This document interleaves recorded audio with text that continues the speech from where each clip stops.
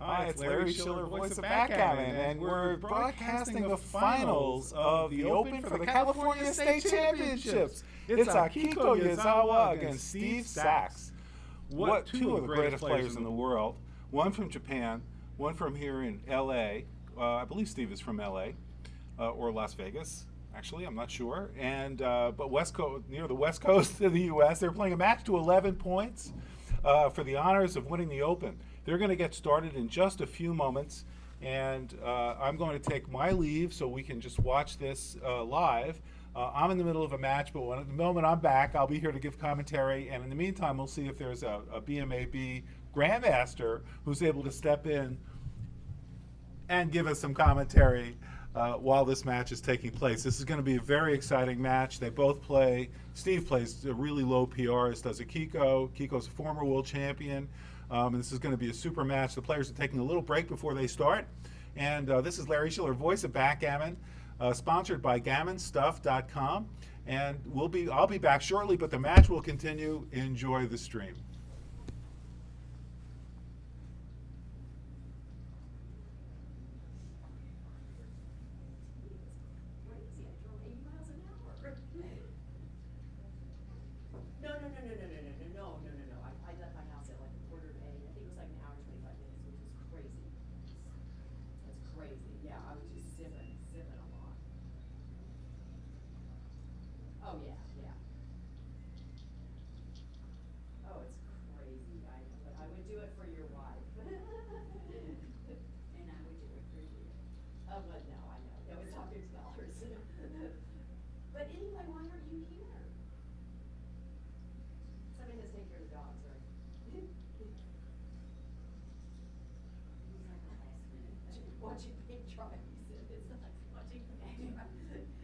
It's pretty intense though. Yeah, tell him I walked like 7 miles just not sitting down. But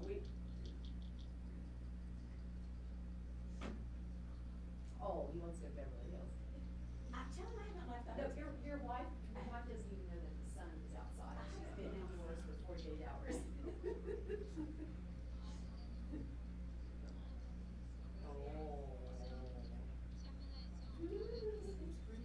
intense, yes. He's got 4 dogs. Oh, and the cat, and a little kitty. This is Alan's cousin. Greenwald. Wait, hang on just a second. Hang on, John. This is Susie. Hi, Susie.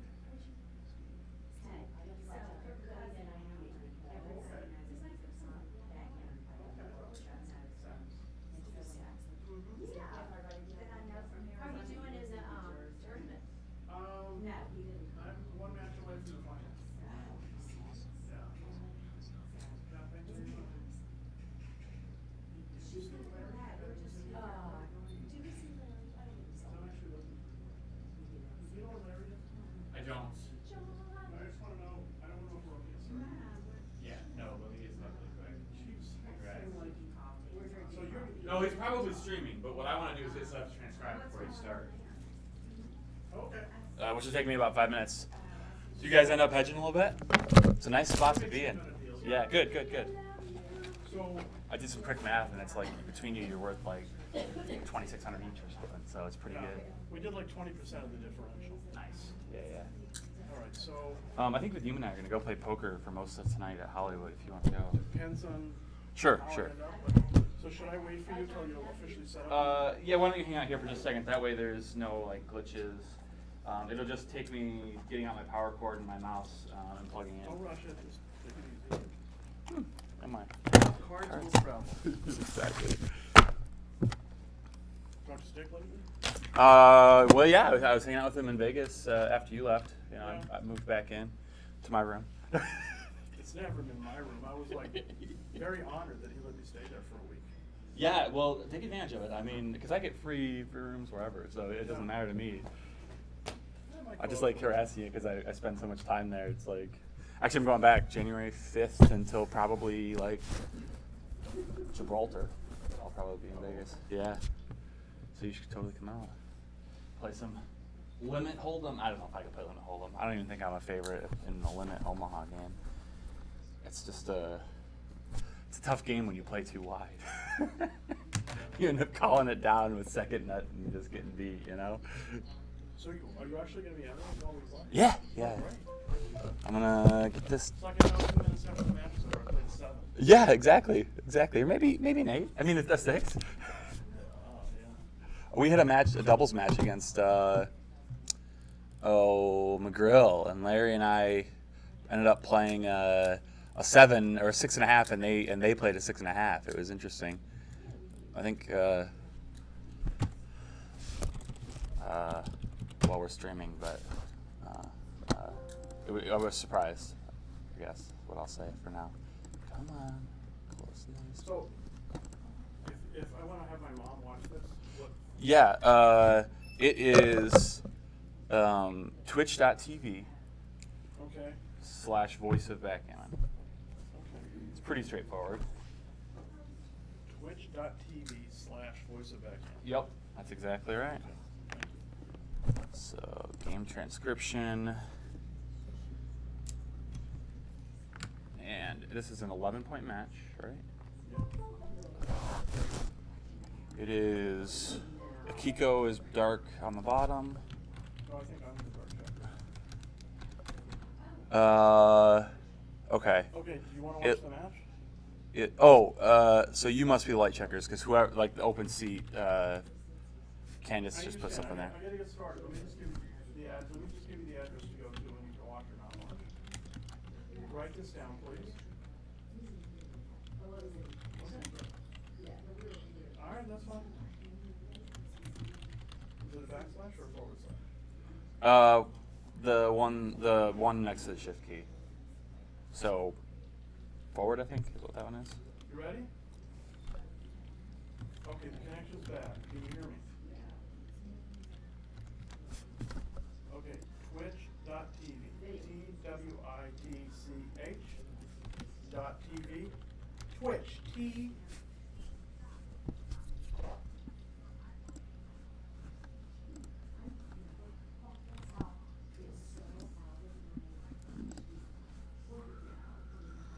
Yes.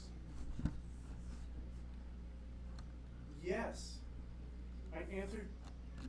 Let's proceed so I can get started, okay? Twitch.tv/ what is it? Oh, what? Voice of backgammon. I think it's / voice of backgammon.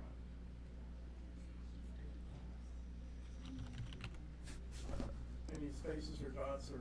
Nope, all just as one. Okay, so twitch.tv / voice of backgammon.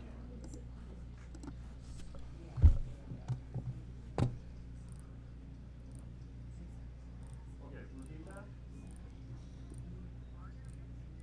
No. I'm not mad at you, I'm just answering your question. I gotta get started, I'm just answering your question. No, that's it.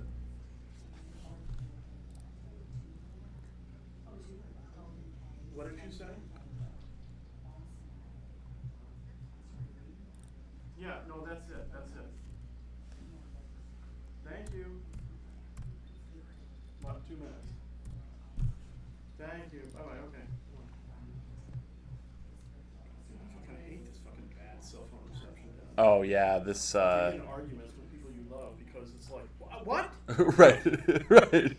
Yeah, down here it's just so bad, the network.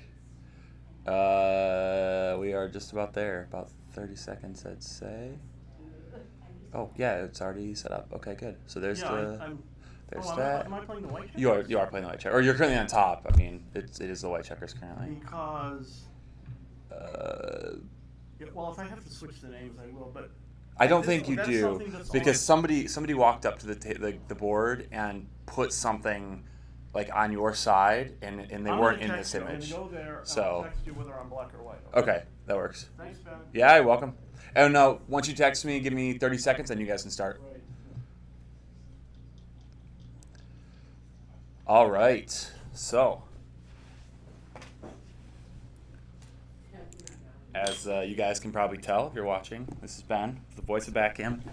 We are ready to transcribe this match, and this is the Undefeated finals here in LA with Akiko versus Steve Sachs, two of the best players in the world right now. Steve, definitely one of the best in LA. Akiko, one of the best in Japan, currently the number 2 in the world, maybe number 3, 4, I don't know. The Giants list, which, by the way, the voting for the Giants list is happening again now, so you should definitely check out flintbg.com, search for the Giants voting, Giants ballots. You will find what you need there. Let me just adjust this camera a little bit.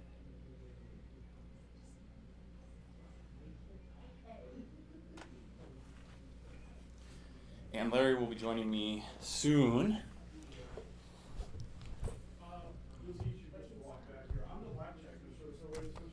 Yeah, it's on that side though. So, is Larry over there? Do you know? I haven't seen it. You haven't seen him? Okay, let me text call him here just to. I can change the names. I just. I guess really just wanted to know where he started.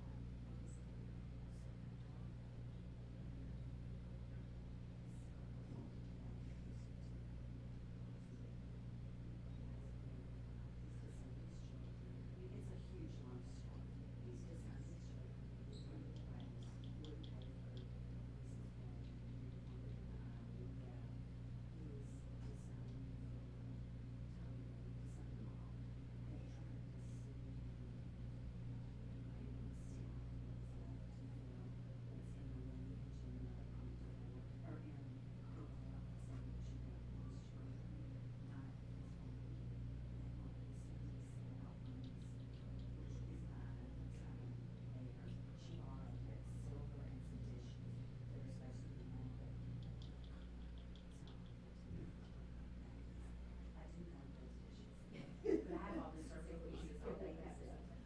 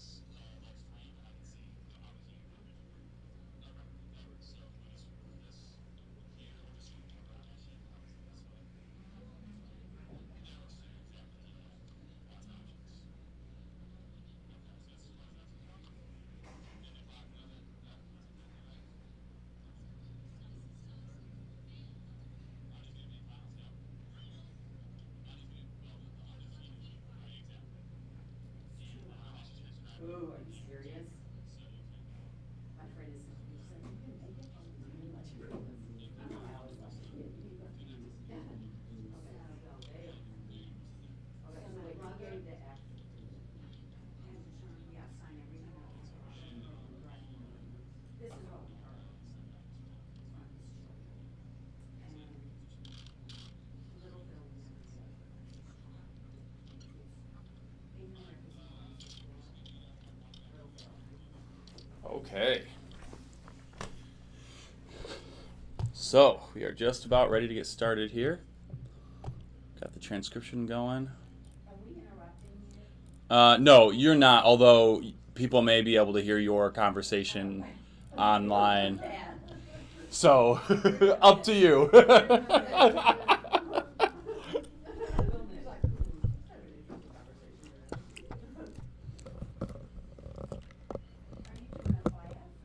What it is on that screen you can actually see the what we're broadcasting. We're broadcasting the Undefeated main finals. Here, right now? Yep, it is playing out there in that corner, but I'm Okay, so transcribing if it here. He wanted to watch it. He's in Tennessee. Yeah, he can. It is it on there? It's Voice of Backgammon, or twitch.tv/Voice of Backgammon is what it is. Okay, what is it? Say it again. Twitch, TWIT. Can you Yeah, type that it works. in? Yep. You can do that.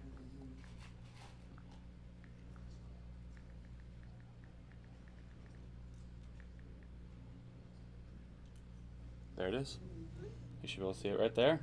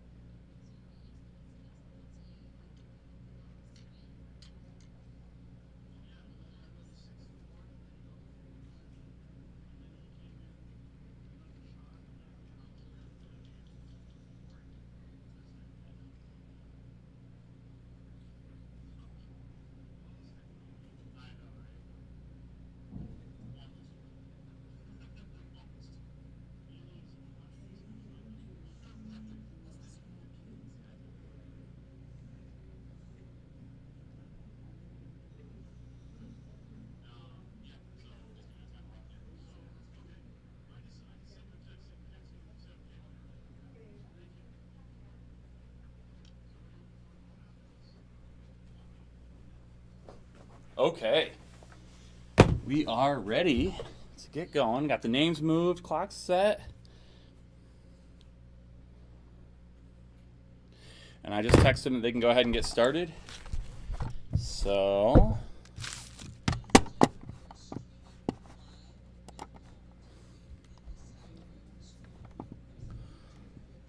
as you can see, we do have the transcription ready to go. Got my jelly beans. Hello. Hi.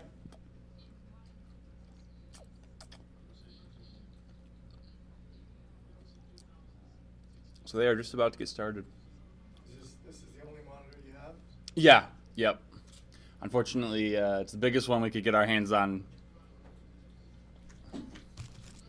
And you can also watch live over in the corner, but this has the XG analysis on the right side of the screen there, so you can see, you know, if you would have made a different play, if their play was right, that kind of thing. That's a lot of pressure. You know, when they're in real time, when see if they fucked up, you know what I mean? Especially if you own them or something, it's great. I am also going to be talking to the internet, so. But both these players don't make a lot of mistakes. They're both very solid players. Yeah, that's true. I think Steve, well, I know Steve is one of the best in LA. Akiko is one of the best in Japan. So, yeah. Steve's one of the best in LA or one of the best in the world? It depends on who you ask. I think he's one of the best in the world. But when I say that, I mean, like, you know, top 500 for sure. And after that, I'm not really sure. It's always tough. Really? You would only put him in the top 500? There are a lot of really good players out there that we know nothing about that don't play tournaments. So that's why I say that. People who play in the Middle East against princes of whatever, and just people who we don't hear about. And then there's a lot of good poker players. People like Gus Hansen that don't play anymore that we don't classify, but really he's one of the better players in the world. Gus Hansen. Do you know a poker player? No, I'm talking about backgammon. I know, but he also plays backgammon, but he doesn't play so much that we know who he is. But I suspect he's better than Steve. I mean, he's really good. So I don't know. It's always tough. I'm certainly not better than Steve. I know that. What's your name? Ben Friesen. I'm from Michigan. Oh, okay. But I think Steve probably would agree. Anyway, I think Steve would probably agree. He realizes too that there's just a lot of great players out there. Talking about you, money players. Yeah, I mean money and tournament.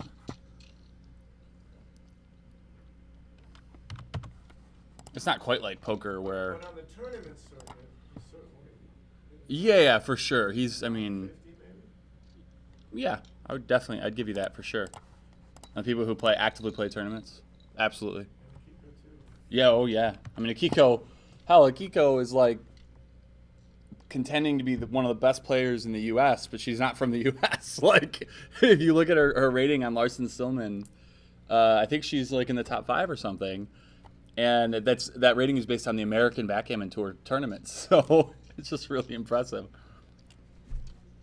So she travels around the States a lot. Mm-hmm.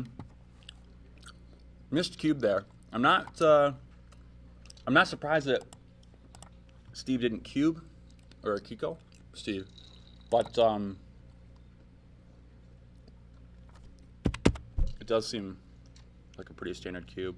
I guess it depends on if Kiko takes this. If Kiko takes this cube, then I suspect it was correct, theoretically, not to cube before. Nope. She passed.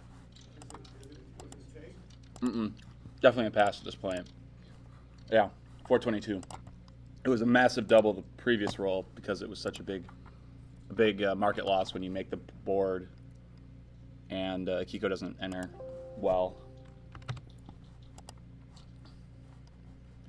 Just switch my players out. So, wait, Akiko won or lost? So Akiko lost a point there. I gotta switch my. But it's strange because the score shows when she's on the bottom.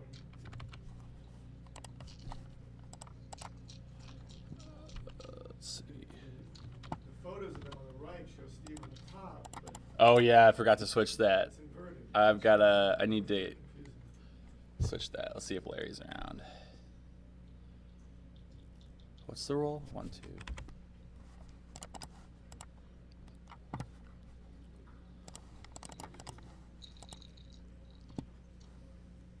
Yeah, you might as well since you're the only one in here watching right now. Nobody else is in here.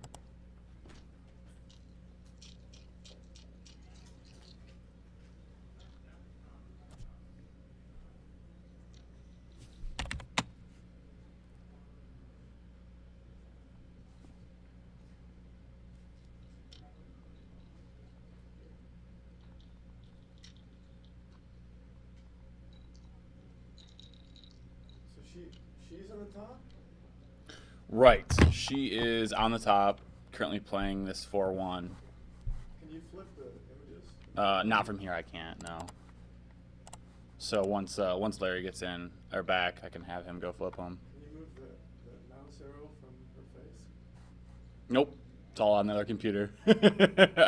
We have 2 separate computers going here, and because I'm transcribing in real time, I can't walk all the way over there. Michelle could though. Yeah. You think you can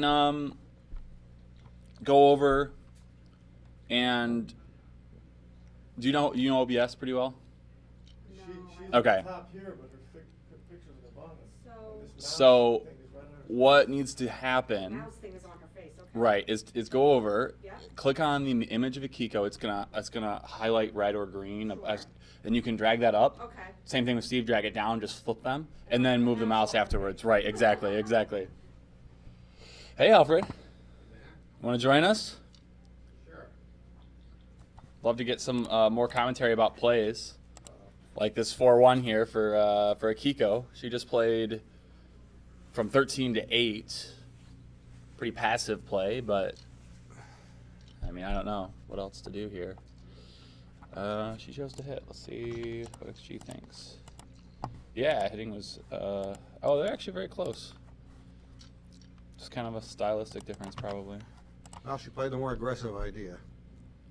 Yeah, which I think in the finals is probably tougher to do and the way to go. People are gonna. I don't know that Steve will. Steve's been in plenty of finals, but in general, people are gonna be pretty shy. It is the undefeated final, so the winner is in the finals of the tournament. So it's a pretty big money match. Yeah. You're right, not the final, but it's very important. I call it the final because It's the final of the undefeated. it's the final of the bracket. undefeated, right? Exactly.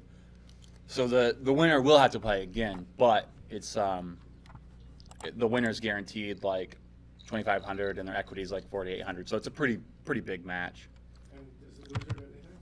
The loser is guaranteed 5th, which is $680. But a chance to get back in the finals. Exactly. Their equity is actually like I think their equity is like $1,300 or $1,200 or something. These fours from Akiko are a monster roll. So They are, and she didn't cube, which both players now have missed a cube and then lost their market. I suspect he's got an anchor. Is the market lost here? I think it's a good cube now. Oh, it's over there? And you may be able to take with the open 5-point. To the side. Oh, well, it hasn't updated yet, Michelle. All right, Let's give it a minute. So Kiko doubles. So The she did double. real Okay, good. Tough decision is for Steve. Right. God, am I taking this? He's got a lot of. I mean, she's got a lot of work to do bringing these checkers around. He's gonna be able to build his board. This might be a take still. And the open 5-point, I think it might be a take. Yeah, I mean, too. you got an anchor, so this can't go too wrong. It's probably a take. An anchor with that open 5-point. Let's see what XG says. Yeah, XG says it's quite close, so Very it may roll out to be a pass, but it also means he really can't make a poor decision here. Either way, he's going to be okay. It also means that it was a good double, right? A very good double, and Steve passes. It is a small pass according to Plus Plus. So well done, Well, Steve. we need a rollout to get something definitive there, but For sure. but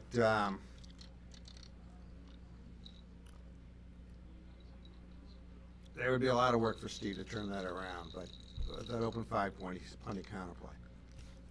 All right, so 5-4 was the opening. So far, they both played just the standard openings, nothing crazy. 5-2, a legal roll here in LA. I don't know. I know we haven't done much commentary, but we are playing dice on checkers here. Yeah, that's a new rule, isn't it? It's fairly new, yeah. Maybe a year and a half, 2.5, maybe 2 years. I haven't played a lot of tournaments with the rule. A lot of directors did not use it last year. I tell you, it's a good. I like the rule, and when I play in tournaments that don't do it, it's hard to go back. Yeah, that's the only thing I am annoyed with right now is that we're not playing the exact same rules at every tournament. Because it's really tough when I have to walk up and say, okay, what rules are we playing before the tournament starts, It's not tough, it's just annoying, I guess. But I don't mind the rule. Gosh, 4-1? 4-6. No, 1-6. And he's just going to run. This is going to be a pretty boring holding game, I guess. Probably just going to turn into a racing game when Akiko rolls some average double.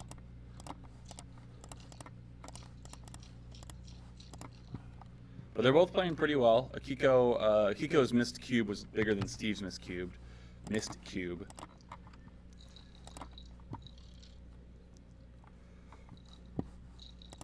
And the references are XG, is that right? Yes. Yep.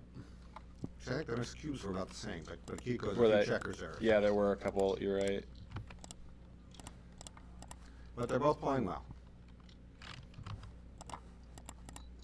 And I doubt they'll make any mistakes in this game. It's gonna be pretty straightforward. So PR will keep coming down. Well, this is Akiko's first choice here, so she has a chance to break the bar point. What's the racing? Yeah, the race is dead even after the play, so she's gonna have to. So she'll play. She won't break the bar. Makes the 3 instead.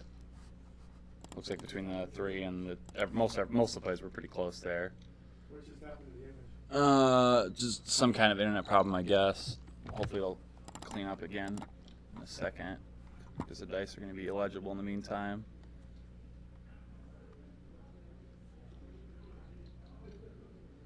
Looks like double 2. So she's choosing to step up a little bit. She's only going to be up by 2 pips after the play. And this is not much contact. I don't know if this is the right idea. Hi, Larry. Larry Shiller is here. Ben Friesen, Alfred. Larry, Well, let you me guys say share. I'm in the middle of a match. You guys are doing awesome, I'm sure. We have XG analysis. I don't know if this is an internet problem. It just started. But we got the images in the right place now. It's a little bit of a fuzzy picture. Uh-oh. Yeah, I don't know if you want to take a look before you restart. Like, for example, a little hard to read the dice. All right, great. Let me take a look at that. I just can't imagine this is the right play. I just don't like the idea of just pure race here when you're only up by 2 pips. Well, the problem with, and there aren't any great alternatives. She gets a little too strung out if she keeps those back. True. What about, I mean, this seems like the alternative to me. You're still holding a bit more contact, but in actuality, Steve has 5 checkers there. It's going to be a while before there's any shots. Yeah. So I don't like this play because it's like the second best at everything. Okay, good point. You know, pick a game plan and go with it. Either go with the race or go with the holding game. This is the second best racing play and the second best holding play. It looks like all the plays are pretty close here. All the top plays. So as long as she moved forward with 2 checkers, she was okay from the back. After that, didn't All really. right. They don't like the racing play that much, as much. And where is this being broadcast or podcast? It is on twitch.tv/voice of Backgammon. Oh, wow, and she rolls an immediate racing number, so she is just going to turn this into a race, it looks like, and correctly turn this into a race. So I must have just barely been on the edge of whether or not to just turn it into a race, because one big number where she's up just a few more pips, and then she was correct to turn it into a race. Is there a pip count anywhere on the screen?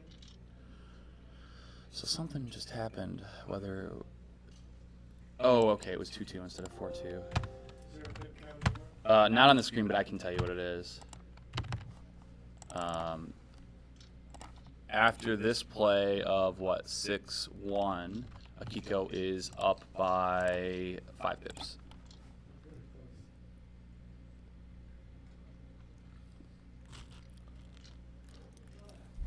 So this is a 4-1. So the video out there is going to have a local copy that won't be fuzzy. So if we end up needing it for any of these plays, we can update it later. But in the meantime, I'm just going to have to kind of go with what they're playing.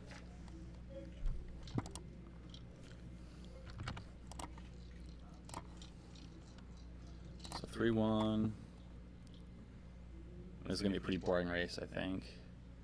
We got a 6-5 for Steve. Steve pulls a little bit ahead in the race. He is now a 55-45 favorite. It looks like a 3-1. 5-1. maybe? 5-1. Yeah, that makes sense. Taking Akiko a bigger dog, 60-40.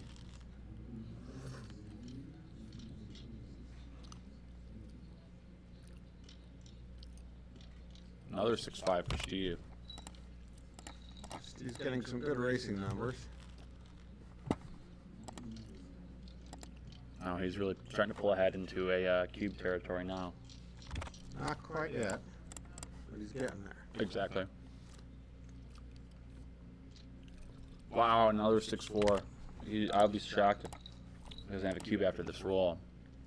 Especially if that's a 2-1. This might be a pass. 3-1? 3-2? Yeah, 9 pips. He may have lost his market here.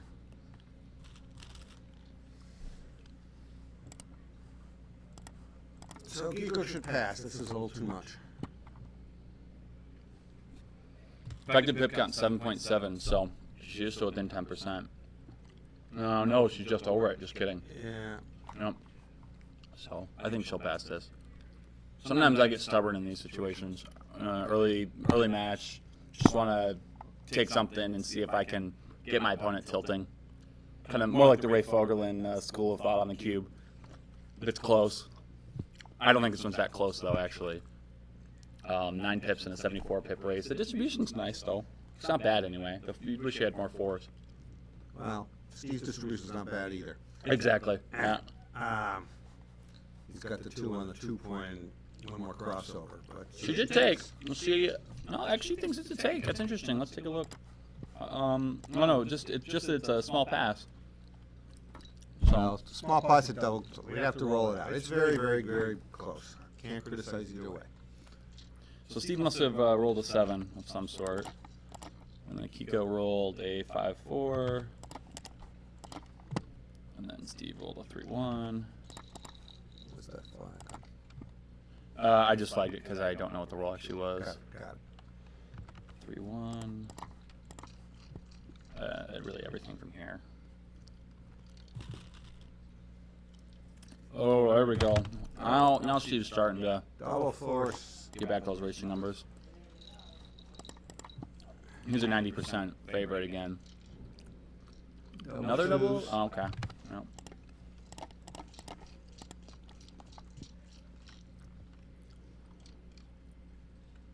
Three one? No, double 3.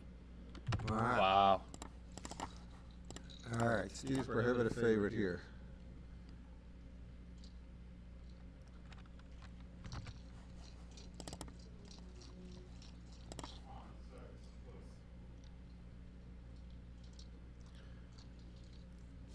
It should be 6-2 because he would have thought about the last 2 if it was double 2. 5-1, 6-1.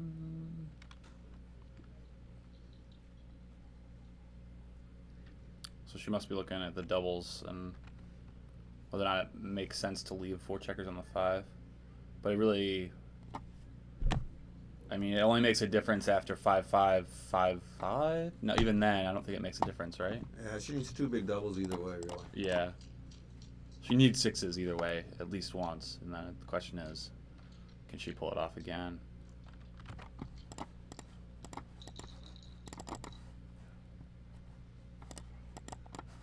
Uh-oh.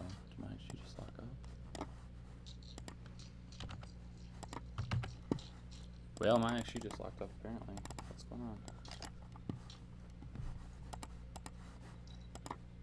Steve is So 5-2 almost for... home. Really? There we go. Okay, and then what did Akiko end up rolling the set of boxes? Whoa. She must have. And then Steve would have rolled like what did he just take off there? 1 3-2. So we'll do this. Or no, we'll give her boxes. Give him 5-2. I'm just gonna have to fix this later. He rolled a 3-2 and then she didn't get off. Right, I think she had a 4-3. Okay. Well, I'm just gonna do it this way, I guess. Because I'm not sure what exactly happened, but she did not get or win the game. And I'm sure there were no errors. They both played that game under a 1. Pretty impressive. It was a standard holding game, though. I would hope that most players could do that. Not too tough, but both players show good technique. Steve has a 3-1 lead, so standard opening 6-3. See if she can do anything about it. Oh, these are some of the really interesting replies that I know a lot of people don't know. You are supposed to be duping numbers on these 6s that split, followed by 3-2 and 4-3 for a lot of them. So she played it right. Steve gets a 2. I don't know what the other one is. I'm guessing it's odd because most of the evens would have hit already. 1. 2-1, okay. That 2-1 looks like it's wrong. Yeah, I might have gotten off the 6 away. Yeah. It looks like it's close, but it is looking at these other ones, including getting off the 6s. C rolls 5-6 to enter.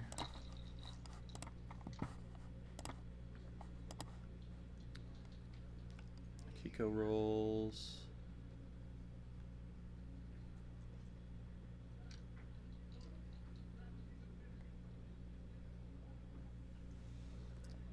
6-2 or 5-3. It's tough It's to a little say. tough to say.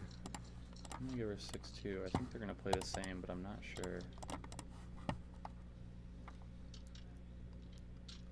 5-1 for Steve. Pretty standard, I think. Make your 5, slot your own, or make her 5, slot your own.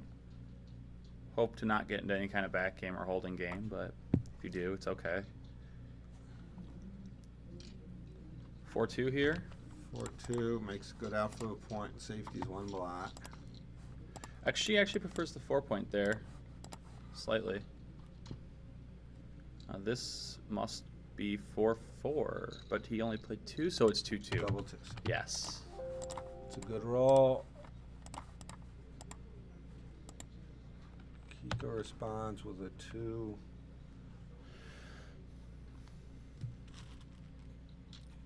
Oh, Double 2 as 2-2 well. herself, yeah. Okay, grabs the advanced anchor.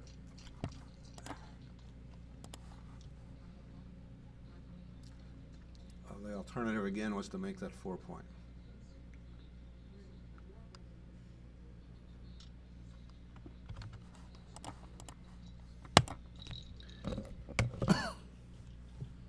So I'm wondering if I can get this to...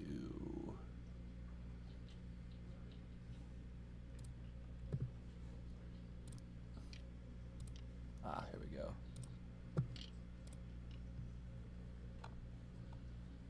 Okay, so what happened here? He rolled a 2-3 after she rolled a 4-2. No, a... Huh. Oh, a 2-2. Doesn't make sense, though. So then he rolled 2-3, and then she rolled... We'll call it a 2-3. I'm gonna have to just go back through this whole thing because... Akiko rolls a double 3. It's a good roll. Has to decide whether to run all the way or make the 3-point. What's the pip count after this roll? She's up 6? She's gonna be up 4. I've got 2 checkers out of place here.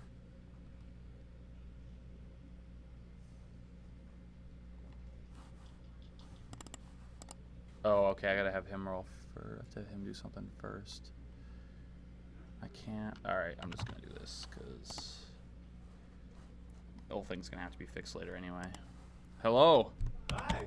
I don't suppose you have any ideas as to why this is giving us bad quality. I don't. Because it's Alfred, can you excuse me a moment, please? Yeah, sure. Why don't you sit down and Well, you can sit here. I'm gonna go. I may come back and join you. I'm gonna go check on whether. I tried changing it so that Twitch forced it into a high def, and that doesn't seem to be it because it was on auto. So if the internet problem was on this side, it would have. Well, hi, Larry Shiller, voice of Backgammon. Welcome. We're following the finals here. This is an exciting match with Akiko, Yazawa, and Steve Sachs, 2 giants of the game. And we have a fuzzy board. So, oh no, we have a fuzzy board. All right, let's see what is happening on Voice of Backgammon, why this is fuzzy. And so we're going to try to diagnose that while these guys are playing. But the match is 3-1, and I'm looking at the PRs, and this is unbelievable. It's after the match 2.03 for Akiko, 1.27 for Steve Sachs. You won't find better players in the world. These PRs are superhuman. Amazing. Really, truly amazing. By the way, I did look at the video on the other machine. It's crisp. Right. That makes sense. That makes sense. And so there you go. But you're able to figure out the roles. Yeah, because For the most part. they're playing. Yeah, there's a few. All right. This is Ben Friesen doing our XG analysis very impressively. Akiko's still not sure about what to do with this double 3. And so let me just expand this to a whole page. And Let's see what XG thinks. XG likes both of her plays. all right. Wow, this is great. At least the XG analysis is clear. And you know what we can do for our listeners, maybe? Well, you've got the full screen here. It's enough for you to see. All right, great. So we're,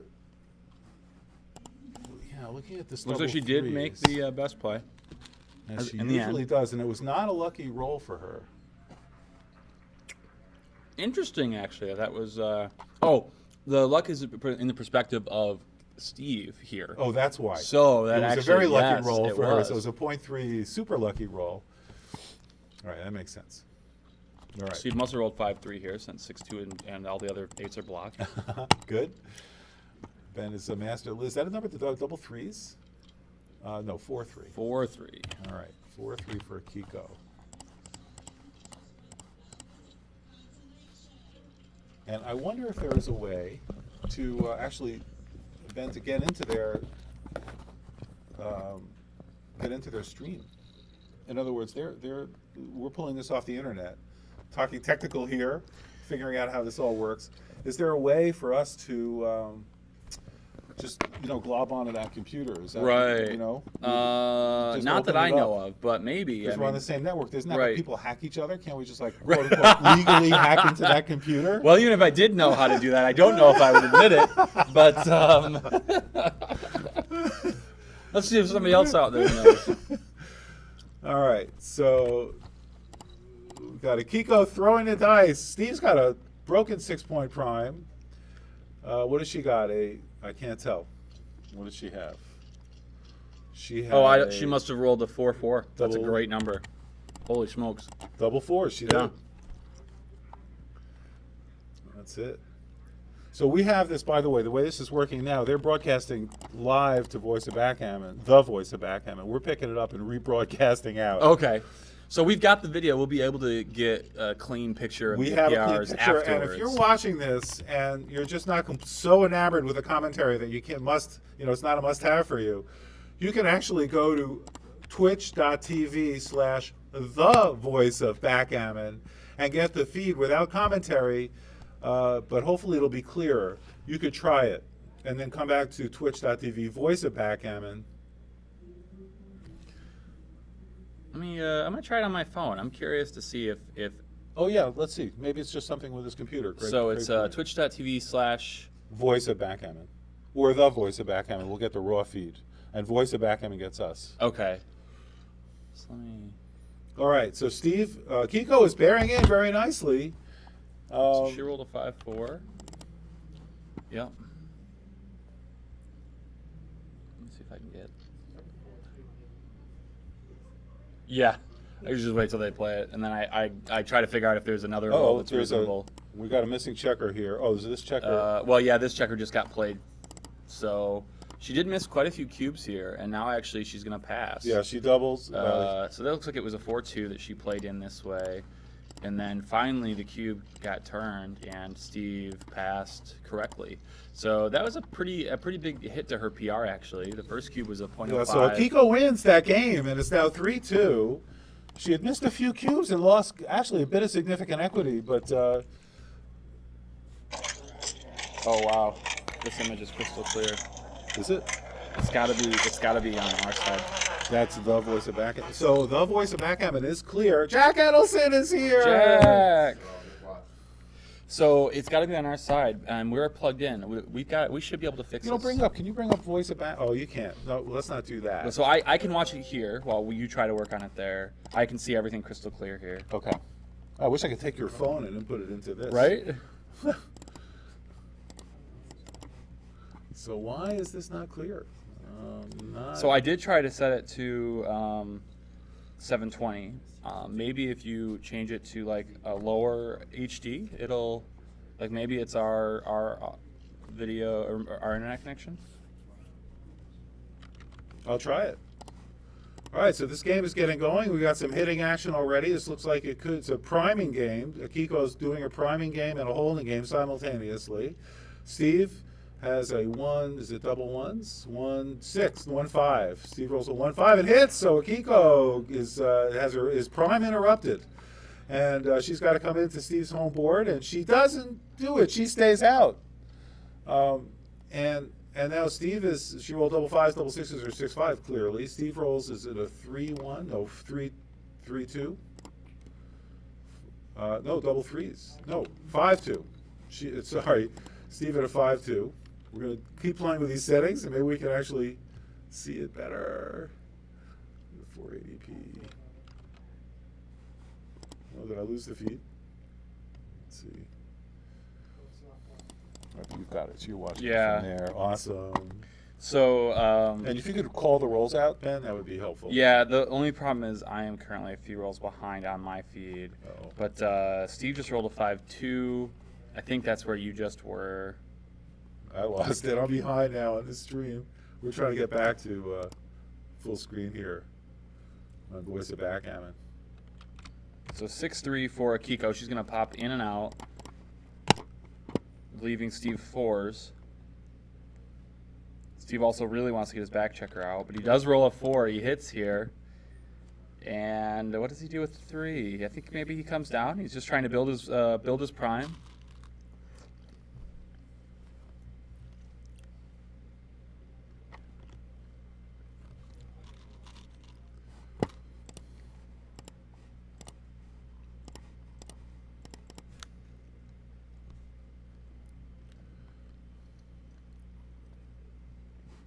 No, picks it up.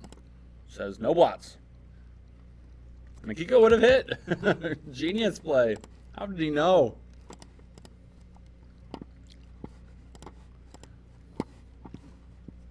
All right, we've got a Twitch.tv ad here. This will be over in a moment. Wow, Steve rolls double 4. That's got to be his best here. He is going to build the prime. Hit Steve to rolls go. double 4s, and he comes in. Oh my gosh, he makes a point. 2 points on his home board and hits Akiko. Now, I made this play automatically. He hasn't made it yet, but now he's looking at it. Okay, good. All right, we've got it clear. We're back. Oh my gosh, and then Steve doubled. Akiko dropped, and the reason that Steve doubled didn't play for the gammon is because Akiko has an advanced anchor. When a player, your opponent, has 2 checkers on a point on the 3, 4, or 5 point, your whole board, it's unlikely they're going to get gammoned, but they're going to get shots. It's likely they'll get shots, so it's just better just take your point and move on to the next game, and that's exactly what happened here. All right, so it's 4-2. All right. And Akiko has opened up with a 6-3, and Steve returns with a 5-3. He can't hit, so he makes his 3-point. Kiko's now rolling, and she has a 5-2. She can safety up a checker, and Probably can bring it down. now she's got a choice. She can bring it down, or she can play safely 10-8. She brings it down. She wants to prime and trap Steve's 2 checkers back on her 1 point. That's her game plan. At the same time, her game plan is to run.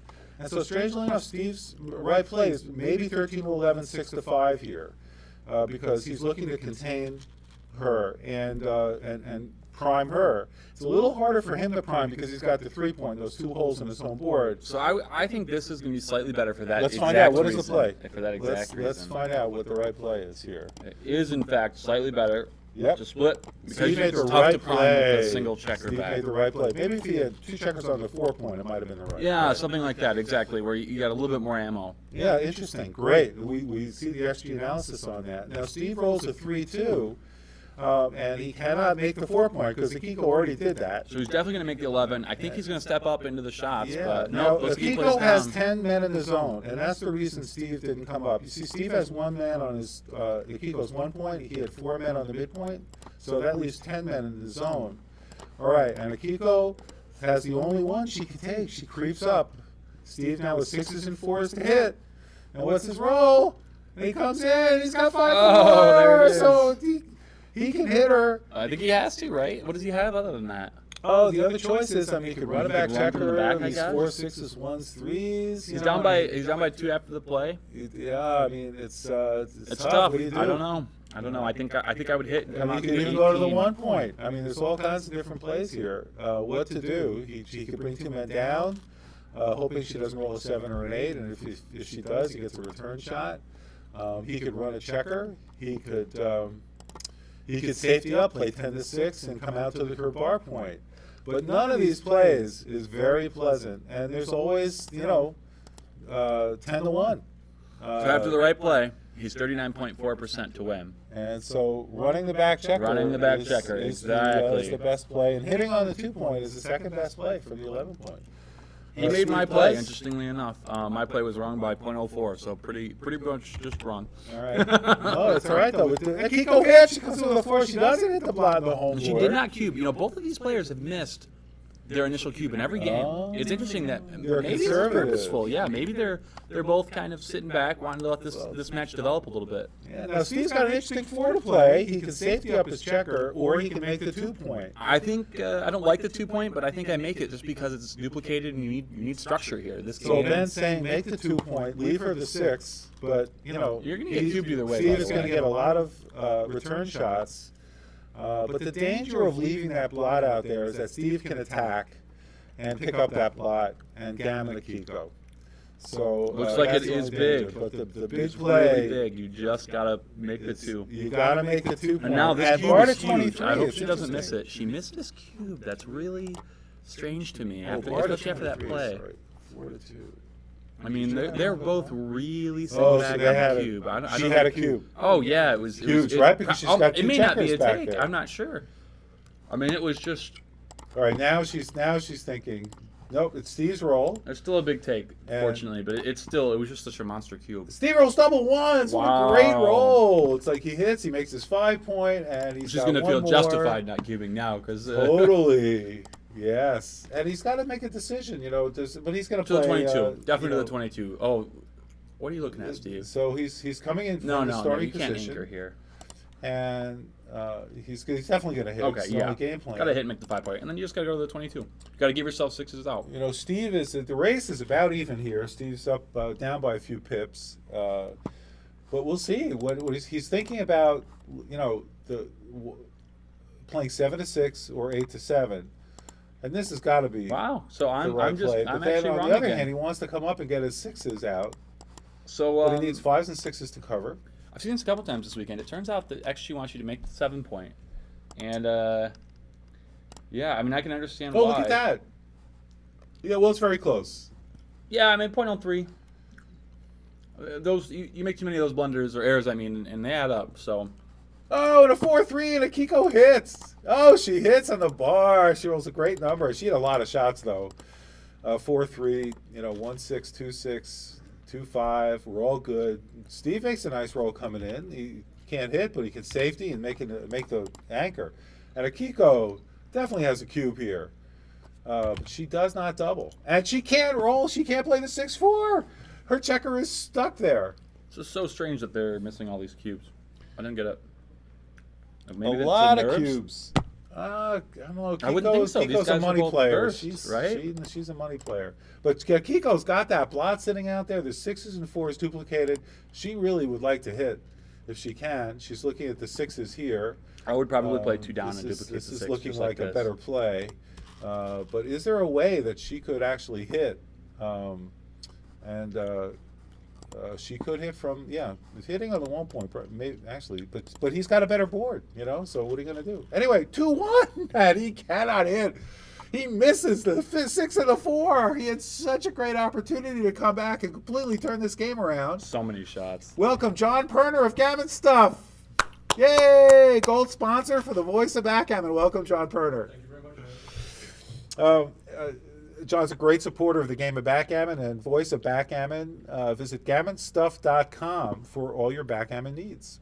Steve is playing to win this game. He's coming up, rolling double 6s next time if Akiko doesn't roll a 2 or a 9. Okay, And Kiko's double finally, 3s is not the 9. Finally look at this cube.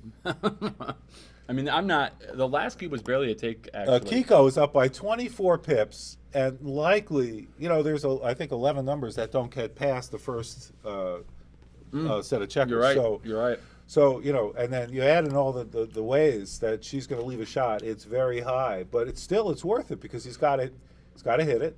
And if she rolls a 2, even if she leaves a shot, this is really curtains for Steve. He's got to roll 2s and then 5s or 6s. It's going to be really tough for him to get out of there with his 6s blocked. So you can see he's got 3 checkers on Akiko's 3-point. And if she can cover his block his 6s there, there's no way for him to get out unless he rolls 2s and then 5s and 6s. And he doesn't have a lot of time. He's only got 4 other checkers to move. And if he crops up with a 2, Akiko can pounce on him. So it's really, unless Steve has a great board. So she is turning the cube, and it's a great cube. And believe it or not, this is a take. Steve shakes it. He wants to know what dice are in there. He's thinking very carefully about this. Not a huge blunder to drop. He's taking a picture Steve, we've got you covered, man. We know. Interesting enough, this is one analysis. thing that Steve is amazing at. He takes pictures of all of his cubes and he studies them later. It's why he's one of the best players in the world. Well, look at this. Steve is playing with, what's his PR right now? So Steve's PR is currently 3.9. Look at this. Both around 4. This is just fantastic to watch these players play. Under the heat of competition, they're playing in the open, big stakes here. Awesome players, 2 of the world's best players. Steve is dropping the double. Wow. He is dropping the double. There are so many numbers that leave a shot, but he just didn't want to risk her rolling the 2. Well, and he may have realized that she should have doubled roll after roll previous. Well, that's not going to change his decision. Well, it might. Make him make the because wrong decision this, here. This is what I'm getting at.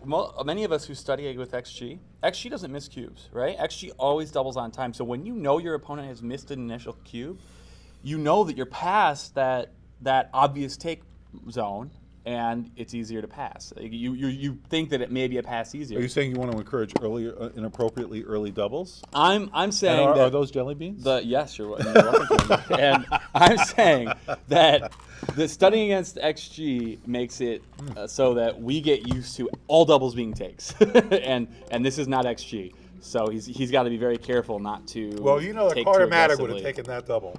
he wouldn't have let it hit the table, and he also would have won the game, by the way. That's exactly right. All right, 4-2. Steve now has had the choice of making the 4-point, but opted instead to make Akiko's 5-point. Correctly so. I'm trying to ask you something Because- up here. I guess she got hit somewhere and then fanned. I don't know. Uh-oh. This is weird. All right, 4-2 for Steve. And a 4-3 for Akiko.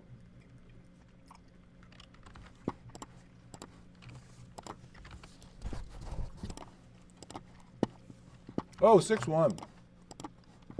Even though it's going to leave a shot, there's no question. Make a 4-point prime in front of Akiko. And that was hard for Akiko to get out. And now double threes. What does she do with the other 2? Probably bring them down from the midpoint. Oh, but she doesn't. She doesn't block his 6s. What matters really is the race. Like if you're behind, you want to block your opponent. And if you're ahead, so I don't know if that was right. What does XG say about that? Well, I am Oh, just and then not going to 6-4. be able to get us to that play. I've got the moves, but I've just got an illegal position overall. So all right, Ben's working on getting this set up here. Double 2s for Akiko.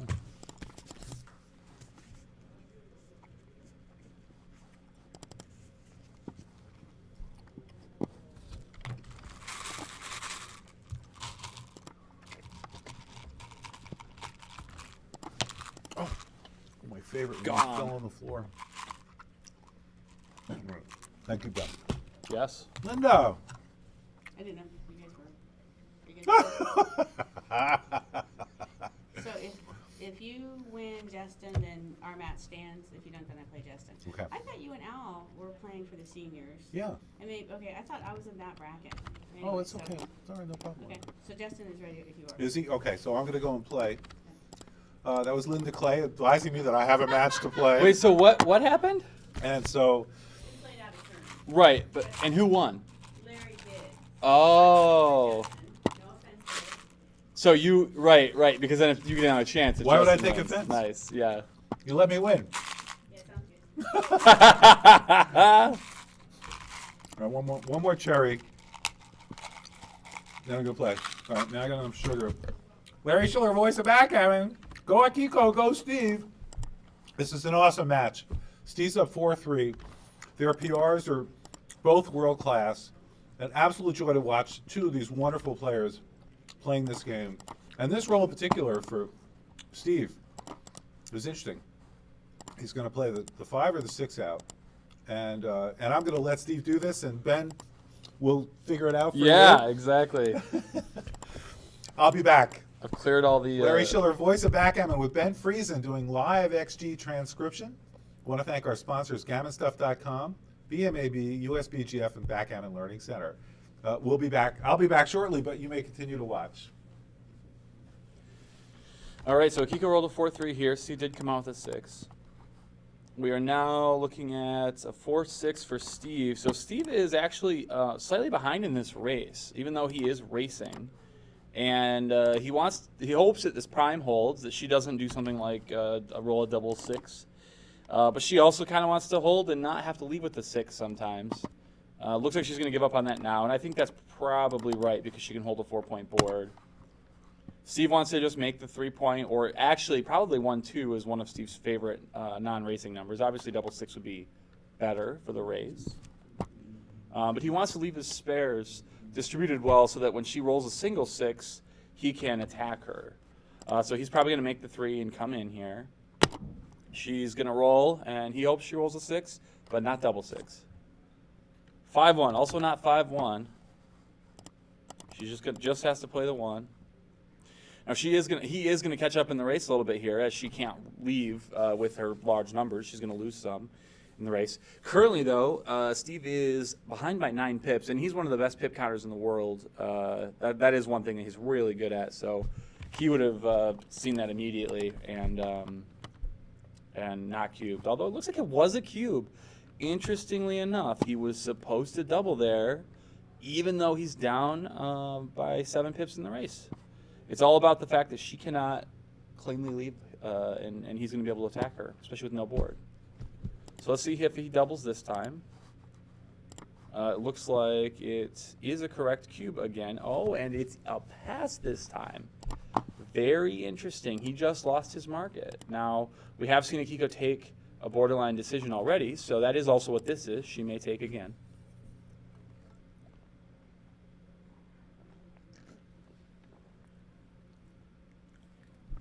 Let's see what happens.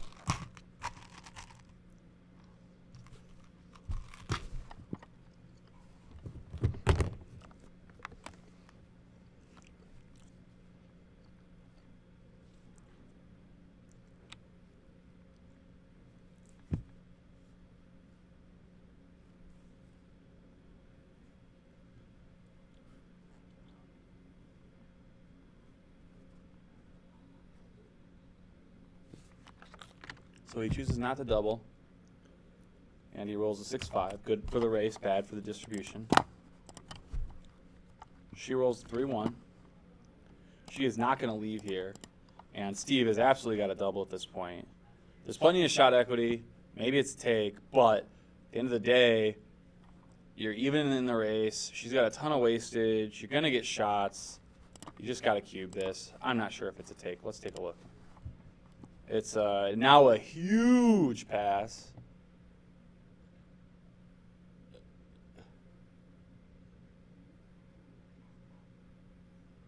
Huge.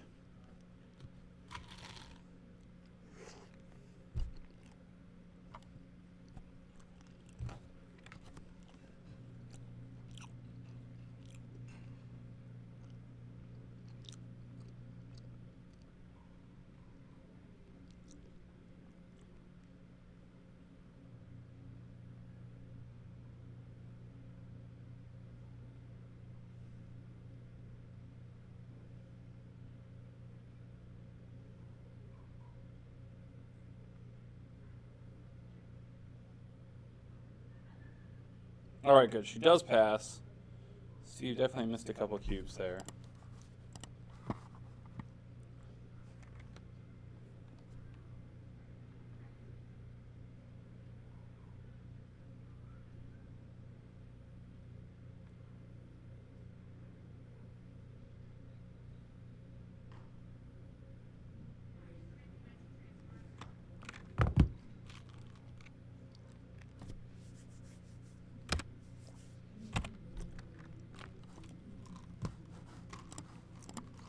Okay, now we're standing at opening 2-5.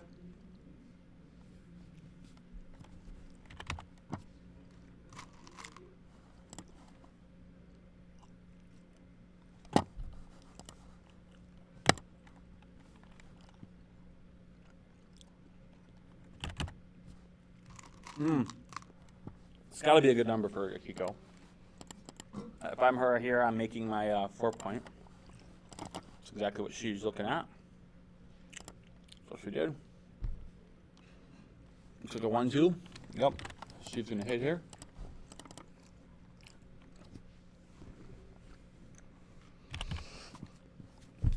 $5-3 for Akiko. Not her best number. She's just going to come down and hopefully be able to attack next roll. 5-2 for Steve. Also not his best number, although he's going to make the 11-point here. It's a pretty good point to have, and so especially before you have your 5 point. The 11 points almost like platinum or gold, silver, whatever you want to call it, behind the golden point. 4-1 for Akiko. These are some tougher decisions, although kind of trivial. They're not obvious plays because they're kind of average numbers. 3-3 for Steve. This is going to be big. He cannot run, though. He's looking immediately at the 5 point. Now, I think that for sure you make the 5 point, but maybe you make the 3 point here. I'm guessing since Steve made the play, it's correct. Let's take a look. No, you do make the 3 point, actually. Now, Akiko did roll a 5-5, and she's going to run out and make the 3 point herself. That, I think, makes sense.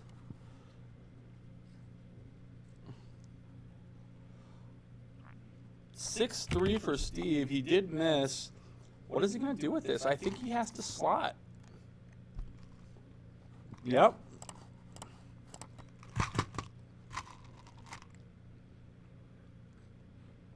Now, Akiko's looking at cubing here. I'm honestly kind of surprised. They've both been very shy with the cube today. But, I mean, this has got to be a monster double. Not only at the score, but also because you're up 20 pips in the race. Just for money, this should be a cube, I think. Let's take a look. Yeah, this should be a pretty big cube for money. You are you're at about 30%, so it would be an easy take for money, certainly. At the score, it's also an easy take, but a cube. Let's take a look, see if it's a cube for money.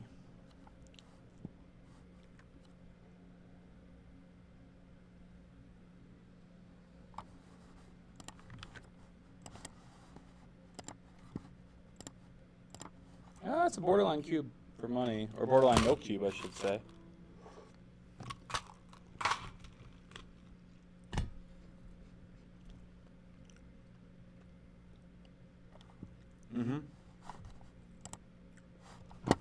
But Akiko did double, and correctly at the score.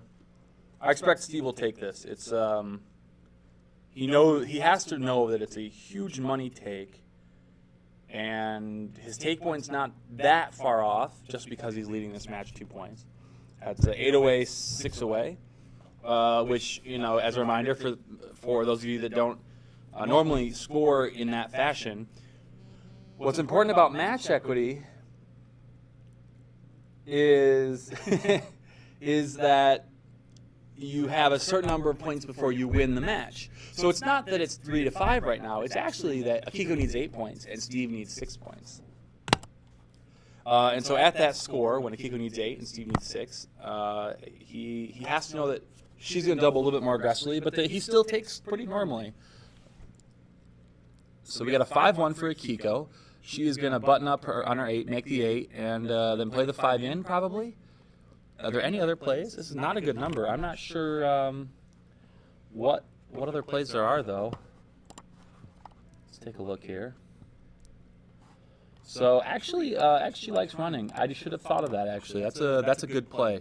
It's a lot of shots, but when it works, it's going to work really well.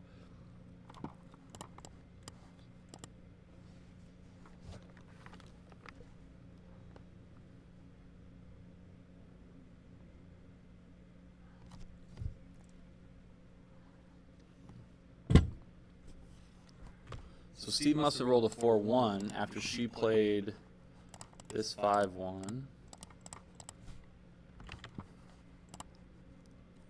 Or did he roll a 1-1? Wow, actually a 1-1. That is a stunning number.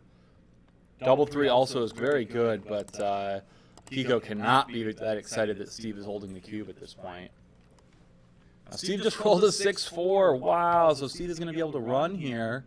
he may look at making the 2-point. Oh, he did make the 2-point. Interesting. Yes, he can run next time. Making the board is more important. Absolutely.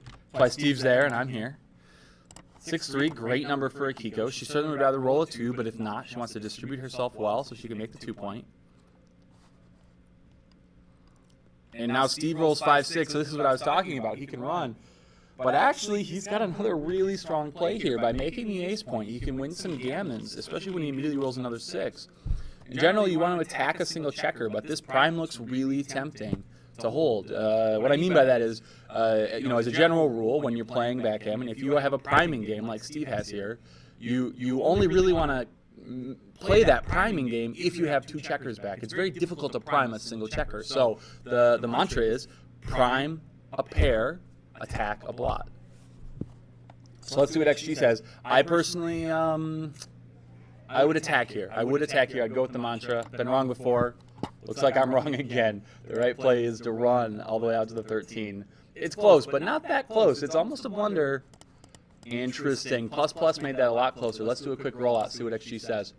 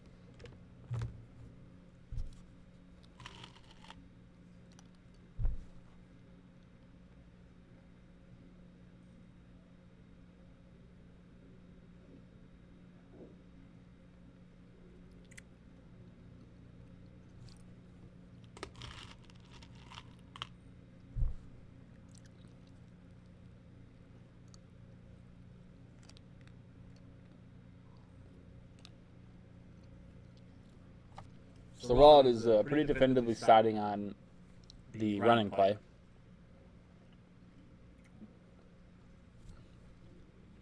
Still early in the rollout, but the confidence is 99.9% currently.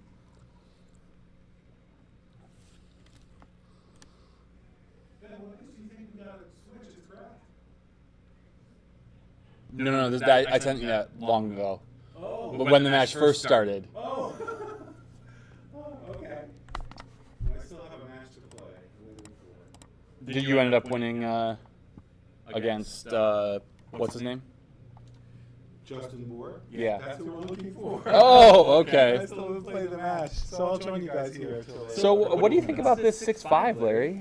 This is a really tough play. I would be. So here we go. This 6-5. Your two key options are to attack or to run. You also could come down. You know, running is interesting because, White's got to make the number of plays to make it work. And then if you hit, you could run out of time and crash. So attacking, in fact, running was correct, and attacking was close. But I was talking about the mantra of attack a blot, prime a pair, and I would have attacked as well for that reason. There's a lot of numbers. Akiko has a lot of numbers that come in and Rika. Oh, look at that 3-4. She would have hit the 2-point come in. Oh, she stays out. Instead she dances. Now he's got a really strong. Oh, wow, look at this. So, yeah, you got 6-2, you got 5-3, you got 6-3. That's 6 market losers right there. Double 5 is excellent. You make the 3-point with it. I think it's maybe not. Maybe you come around. Oh, this is really wow. interesting. It's got to be a take, though, right? He's thinking long and hard about this re-queue because now this could be the match. Right. But certainly I'm taking this. And the reason I say it could be the match, this is a match to 11 points. And you see that Akiko is 8 points away and Steve is 6 points away. He's holding the cube at 2. There is a small gammon chance. He's got, I don't know, probably around 20% to gammon her because he could pick up that second checker. Well, she really doesn't have a good chance to as much to gammon him. So look at these numbers. He did roll double 5s. Oh my gosh, he rolled double 5s. No way. Yes, he did. That's what he was thinking about playing. Snapped. He didn't double. Oh yeah, I saw those my double fives in the God. middle of the, I thought they were just her That's dice. amazing. That's And amazing. So he was the whole time he was only thinking about And now he's thinking How to about play. doubling. But now he's going to crash his board. Wow. 16, not quite 16 out of 30, because 2-1. this has to be Doesn't Akiko. You have crash. 20 market losers. No, I'm not, I don't I don't think she can even take this, can she? Yeah, I think I would take this Wow, I don't know. because you have so many. What's the? I don't know the take point of this score. That's the tough part. Oh well, this is 3-way, 5-way. It's not. It's pretty normal. It looks like it is, in fact, a small no double. Yeah. 1-3. That's his only number that he can play that doesn't Isn't crack. that amazing? 1-1, And he played it. 1-3, and 1-2. I guess. Yeah. Very few. Yep. So he did it. Now he needs a 5. Now he's thinking about doubling. I think he's just thinking about rolling a 6. Okay. Oh, he And rolls the a 5-4. He gets Oh, out. geez. He gets out now. He's got the cube and it's a drop. So this has to be a drop. But So maybe you just play well, on maybe here. not. Yeah. Maybe it's too good. Yeah, it is because- actually now way too good. because so you can just come had to out lose and your you market have plenty there. of time to roll the 5 or the 6. If you don't do 5-3, it, oh, that's he great. goes and hits. He just doesn't Wow. waste any time. And we watch the expression on Kiko's face The pained expression. as She she hated realizes that she's going to be 5-5. Wow, he is just losing rolling so well now. 3-9. If Steve is able to gammon There are her so in many this gammons match. here as well, especially after that 5-5. There are 43% gammons. Yeah, almost. well, she's got to get off. It's normally around 40% with 2 men on the bar, but she doesn't have any checkers on the 1 or 2 points, so that adds a couple of percentage points to the gammon probability. This would be a big roll for This that is a now, big because reference decision. If he, Position. 6-4 is great. Great roll for Steve. Great roll for you. The danger with you have a flat board like that. The problem is, It flagged something, but it looks like we're good. So the problem is you don't want to leave yourself out on the outside when you're bearing off in that Right. position. and it's a 2-1. Did he roll a 2-1? I think it's a 5. Oh, no, it's Oh, a double oh, twos. Wow. So he could take a checker off here. I think you just play safe because your opponent has a great board. Oh, he's looking at taking it off, I guess. Yeah, because you want to stay even in terms of. Oh, not he's thinking the about playing safe distribution. in this way because Yeah. now, okay, It if you're going to play reduces safe, the this might be better. probability. I wouldn't have made this play. 6 It looks like 2 Posted on off. the Taking 6. 2 off was better. And because you get more gammons. Yeah. Yeah, well, no question. I mean, The question really was just, 5-2. So how many Steve's playing it. He's playing it not to. Akiko's in it to the end. She's the kind who's going to stay out. Steve will roll 3-1. She'll stay out. He'll roll doubles, and right, she'll hit. right, exactly. I mean, that's and Steve will know she's going to hit just a second he leaves the shot. Exactly right. All right, 6-5 for Steve. He's got a very good gammon chance going here. Akiko, if Steve can roll one this set of should- doubles. This should 6-3. really hurt the gammon chance. No, that's going to hurt a lot. It's down to probably 15% or less, I'm guessing. Yeah, it is 15% exactly. All right, Look at there you that. go. All right, I make a lucky guess every now and then. 5-4 for Steve. He needs 2 sets of doubles, most likely, to keep Akiko. Oh, Definitely, it's it's just over not now. going to matter. Well, it can happen. He needs to roll a double here, obviously. He has to roll a double, or the gammon is off, guaranteed. So let's see what he can do. Can he roll the doubles? Otherwise, he'll just pick up the dice and concede. 5-1, that's it. That's it. And Akiko, she is going to roll because it is not It's possible. It's not clear, but it's not possible. Yeah, It's when not. when you look at it, it's She's taking 3. She puts it in you just instead of bring it in, cleverly now playing 2-1 3 takes to it 2. out. Then now they finally stop. Okay, they could have stopped the roll early, I believe. But yeah, maybe not. you're right. I looked at 2-1, and you never don't get off. And by the way, the way that these players know whether or not a gammon is possible or not is they just say, because there's no contact, 2-1 is the worst roll in backgammon as far as the race is concerned. Double 6 is the best roll. So you take the player who's ahead, you give them 2-1 every roll. You take the player who's behind, you give them double 6 every roll. And if a gammon can't happen, then it's not going to happen. It's not Phil Simborg. It's the one and only Phil Simborg. Yeah, they're both playing of the quite Backgammon well. Learning Center, Yeah, who's joining us. There are some missed All right, they are plays in taking a here, break. so their PRs are going to go up a little bit. They're still But playing great. they are. They're Oh, they're absolutely playing. great. Oh, this is amazing. You know. Phil, come and join us and do Well, some commentary. it's interesting, Phil. What do you think about this? They both have been missing a lot of cubes, and I wasn't sure if they were maybe doing it purposefully. It's the finals; they don't want to jack up the cube too fast.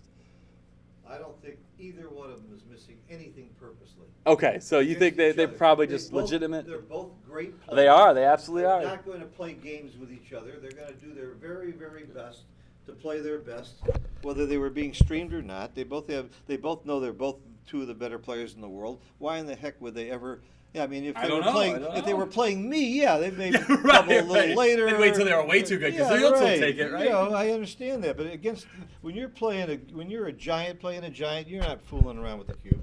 So if they're missing a cube, they're just missing it. Interesting. Well, they're both still playing great. Yeah, No they're- doubt about it. They're both two really horrible players in my opinion. They're really not that good. Phil with the jokes, the stand-up comedy routine over here. No, I'm serious. They're terrible players. But Mochi's just mediocre, and he's the best. Right. That's true. The point is, we're all terrible players Right. compared to XG, exactly. It's so easy to criticize people who make mistakes over the board because it's impossible to play this game so that well. It's a hard game. And there you have it. I gotta go get Akiko some coffee. I'll be right back. All right. Okay. All right. They're taking a break, by the way, Phil. Okay, I know. Phil, what? All right, we're on break for now. Want to thank our sponsors, GammonStuff.com. John Perner has fantastic boards, gorgeous. There's a whole setup of them here at the LAX Hilton, and they're absolutely beautiful. So visit GammonStuff.com if you're in the market for a board. They make a great gift for Christmas and the holidays and Hanukkah.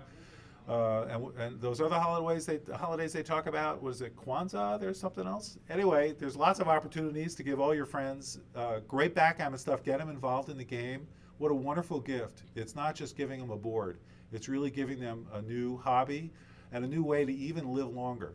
Recent research has shown that backgammon players and people who play games, mind sport games like backgammon, actually have a higher quality of life. So it's a great reason to start in your 20s or even younger. What an awesome game. And we're so fortunate to be watching the best players in the world here at the California State Championship. Candace Mayron and Ergen are doing, Bayruck are doing an amazing job running this tournament. This is Patrick Gibson, who's run this for years. He's turning the reins over to Candace and Ergen, and they are doing an awesome job both promoting and running this tournament. We see Ben on the camera coming in and checking out the display. There is Pat Gibson, I think, in the corner of the screen under Steve Sack's side. There's Ergen, I think, in the background as well. So we've got some luminaries in the backgammon world in the picture while Steve and Akiko are on break right now. Other sponsors of Voice of Backgammon and the sport in general include Backgammon Learning Center. Phil Simborg, who just stopped by, has the best players in the world as his teachers. And if you're looking to get better at the game of backgammon, visit backgammonlearningcenter.com.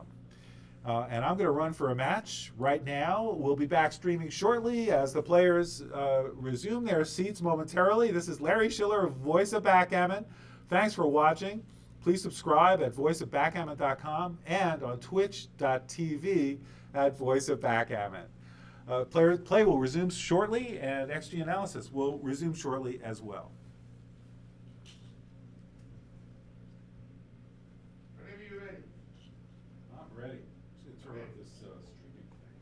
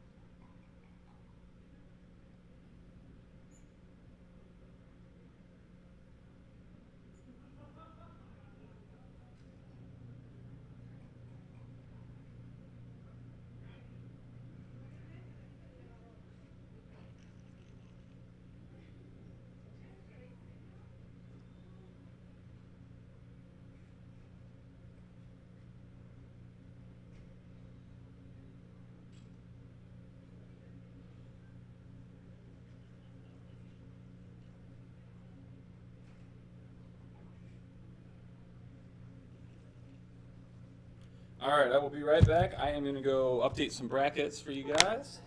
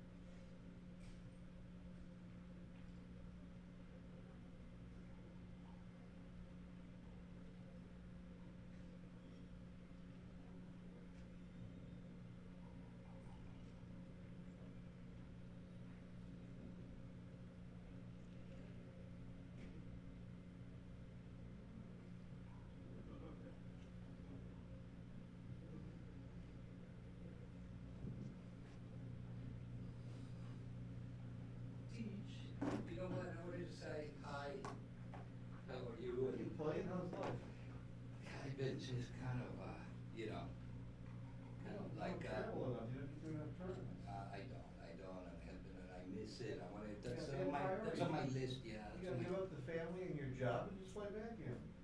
You're too good a player not to waste your life this way. You look great, Phil. How are you? You too, I'm doing great. Yeah, Life is good. I missed the lesson today. Did you do that emoji? Did he Yeah, have? we did the Mochi quiz. Mochi and I went over the problems and discussed approaches to I can't believe those problems. solving them. They're, was that number 6 or 5 or 7? 7. 7. So I'm, Number 7. I've taken them all. can I ask him for an extra coffee? If he'll sell it to me? No salty. 20 bucks. He gave me the first, well, I had 1, 2 or 3. He'll give it to you for 20 bucks. Yeah. Oh. I'll let you eat.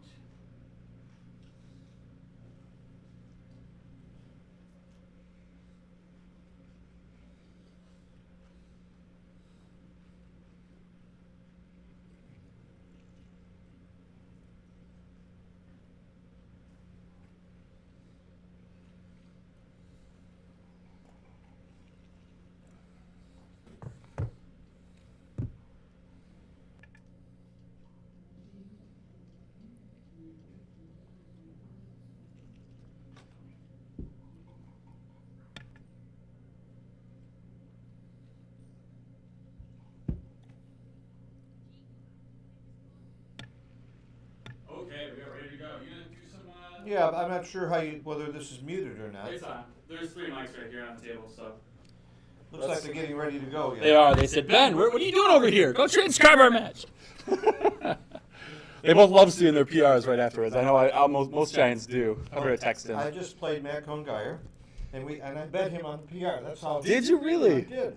Wow, you must like giving away. I mean, how'd you do?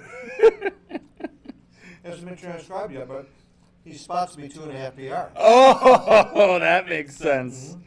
That makes sense. Well, it was a problem. I was constantly torn between making what I thought was the right play, because we also had a bet on the match. Oh. And often the wrong PR play is what's going to win me the match against Matt Congeyer. Right. You couldn't decide what you wanted to do more. Win the match. Well, or- he had the same problem, he said. You should have bet who could get their PR close enough to 7 or something. That's right. You know, there's some really interesting plays in this match that I was kind of surprised with. What do you think about this? I don't know if you saw this 6-5. I was playing. I didn't say I was getting beat by Matt while this was going on. So don't look at the analysis. I My want to point show you this. earlier, I wasn't being facetious. No matter, even the great players like this are going to miss lots of plays and cues, and it's real easy to look smart when you're looking at XG. What do you think about this 6-5? Oh, you have to look over here. I'll have to catch up in a second, though. 6-5 for black. Mm-hmm. Oh, out and hit. Okay. Is that the right play? Nope. Nope. So I was thinking that we needed to attack, and it turns out the right play is just to run. Just to run. Just run. They're going to attack play to me too. Wow, so interesting here. Akiko, I think, is looking at this double 4 and like looking at a massive blunder. No, she already played it. She already played it. I wonder why. She has to know this is the wrong play, right? Oh yeah, we all know this play. So why do you think she's? This is why I'm like trying to make the argument that maybe they're playing a little different against each other, because this is not the only one where it just seems totally out of character to me. Yeah, that is a play that I guarantee you 1,000 times she knows the right play. I'm perplexed about that. That's Maybe she just didn't realize he split. I don't know. That's weird. it is weird. And she's down in the score too, so she should be playing aggressively, which is probably what's making it such a bad play compared to a normal score. So 4-1 for Steve here. He's just going to come down and step up. Akiko's looking to prime. She probably can already start thinking about the cube here, although it's pretty obvious this isn't a cube. But being down in the match, she's got to be a little more aggressive. She's thinking about the cube, I guarantee you. Sure. So now Steve really wants to roll a 2 here. He did, but it's only a 2-3, so he cannot run. He probably If I'm steps up Akiko, I'm anyway. doubling. If I'm Akiko, I'm doubling here. Yeah, this has got to I'm be, doubling, and I don't, especially with the extra block now. and I don't know if Steve is taking it or not. He probably is taking because of the. But I don't know. What's the race? It's very even. This has got to be a double. Yeah, I have to agree here, and I think she's going to roll right past it again, just based on No, trend. she's looking. She's playing poker. You know that she won the Japan Poker Championships last year? Really? She's playing poker right now. This is barely a take. Barely a take. Right. I mean, 0.05. It's She thinks it's a drop, and she's going to take a while, hoping he's more likely to take. There you go. Atta girl. And this is why we have clocks for Steve Sachs. he once took 12 minutes on an opening 3-1 move. I heard that he once took 45 on a cube. Yeah, on a cube. Yeah, this is before we had clocks. Steve is the #1 reason we have clocks. And with a clock, he plays reasonably, and he's a normal player, and he's a great guy. But without a clock, he's figured, why shouldn't I take as much time as I want? That's like when people try to not to argue against a clock with somebody like Stick, right? Stick will just sit there for 25 minutes just because, let alone trying to figure out the right play. He's doing it to prove that you need a clock. Right. Somebody like that. I mean, somebody like Stick probably could play very close to, the best PR that anybody's seen if he takes forever. But he doesn't want to take forever. This game's no fun when you sit there and look at plays for 40 minutes every play. I hated watching, and I was doing the commentary on the finals in Las Vegas without a clock. That was one of the. I got bored doing the commentary. Wow, and he did pass. Well, it's not a huge blunder to pass at all. No, but this is the 0.05. second cube that he's passed against her that's a take. Well, the So #1 thing people do wrong when they're winning is they drop too much. And the #1 thing people do wrong too much when they're losing is they double too fast. So you should take advantage of it on either side. And Akiko had a good, strong double anyway. But Steve, he doesn't want her to catch up.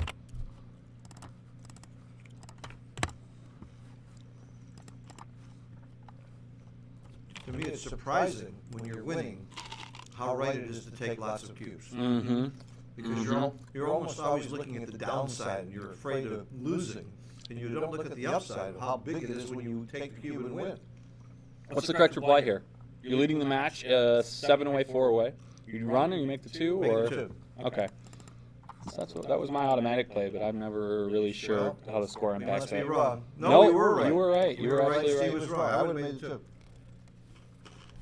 Now he's being punished for it. So everybody knows now that I'm better than Steve Sachs. Is that it? Why are you laughing? When I don't tell jokes, when I tell jokes, nobody laughs. When you're serious, everyone laughs. Everybody's laughing. Look, I would concede that I suspect you're better at the openings. No, I would just say you are better at the openings than Steve. I think you're better at the openings than most people in the world. I don't know about that. I'm pretty Well, most people in the world don't play backgammon. Right. I'll take Stick and David Rockwell and Knack Ballard and Paul Weaver is the best. And now Jim Pasco has also been studying openings and second responses, probably as good as anybody in the world. So yeah, 3-1 for Akiko here. This is not easy. That 6-2 that Steve just played actually was quite wrong. 0.09. He was supposed to just. Wow, he was just supposed to slot the 7 and play behind. That's a hard play. A hard play. I don't You can't know. blame people for missing plays. Yeah, I mean that's one of those plays that I think only a bot sees. There are some plays where XG dings you a lot for PR, but mentally it's not that big an error. It just happens to be a small mental mistake that works out to be a big equity error. And that was one of them, in my opinion. 5-1 for Steve. He's just going to play around. So Steve has only a small race lead here. Akiko did make a pretty sizable error on the double 4. She's supposed to come out and create contact. She's really close in the race. Now she just rolled like a 5 or a 3-2 maybe? Must be like a 3-2. And Steve rolled a 4-2. a 4-1, I guess, because he 4-2. stacked it. Oh, yeah? Yeah, somehow he stacked it. And then she rolled a 4-2. Okay. Oh, sorry, yes. Steve is on bottom. So, That's right.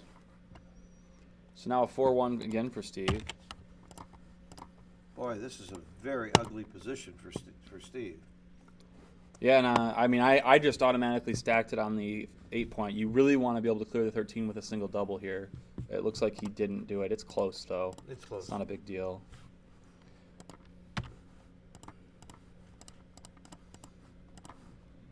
Akiko's 5-2. Well, With how ugly this position is, do you consider running with the No. 20 off the 20? well, she did, but I was considering making the 2-point and coming off the mid and leaving a blot on the mid. Yeah, the blot's not that big of a deal, is it? I Yeah, mean, that's you're the play like close in the race. That's the play I though. would have made. I like your play. You just talked me into it just like that. That's why we got so blurry now. We lost the picture. Yeah, we're gonna have to. It looks like she made Oh, the right it's coming play. back. She did. Yeah, they're all pretty close. but- Uh-huh. I was going to say I don't bet against Akiko, except I play her for money all the time, and I think I've helped finance many of her trips. Did he just roll a 5-2 and not hit and cover? Like, did he just not even look at it? I guess it was wrong. I would have at least looked at it, though. I just felt like he just skipped it. Huh. He knew it was wrong. His only game is racing. Yeah. Yeah, you don't want her back on the 1 point. No, I you mean, don't that makes want- sense. That makes sense. You just want his only game is racing. He doesn't want to get any contact at all here with Akiko's board.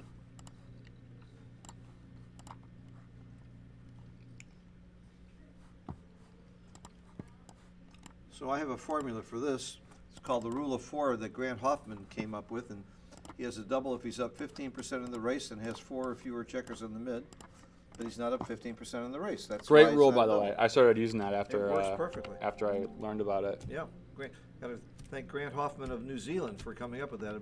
One of our BLC teachers, a great teacher. But in this position, I know exactly when it's right to double. By the way, Steve Sachs knows that rule too, because he and I talked about it 3 days ago at Joe Russell's house. It came up. We were in a chouette, and I described the rule, and he thought, "Gee, that's great." You know? Right, yeah. So So Akiko's now ahead in the race slightly. Yeah. Kind of Yeah. pretty even, she's but got to slightly. take forever when the race is close from here. She really should have looked at running, I think. I'm surprised she didn't. Yeah, running was correct here. Mm-hmm. I think you're right. I mean, hopefully she can just roll another big She's 6. not and afraid then- of volatility and contact too when you're losing in the match. So she's definitely. I'll be can still shocked if she run doesn't now. see it here. 'Cause She's- now she's up Yeah. 10 after the play. Plus, you're doing too much wastage when Right, you start throwing right. checkers down. Look, she ran right Yeah, away. She yeah. didn't think about it there. But now Steve's got to start thinking about hitting. He's down in the race. He might win more just by taking the chance at leaving shots. Mm-hmm. This play is clear. Yeah, I don't doubt it. Yeah, everything's a blunder after this. 3.5%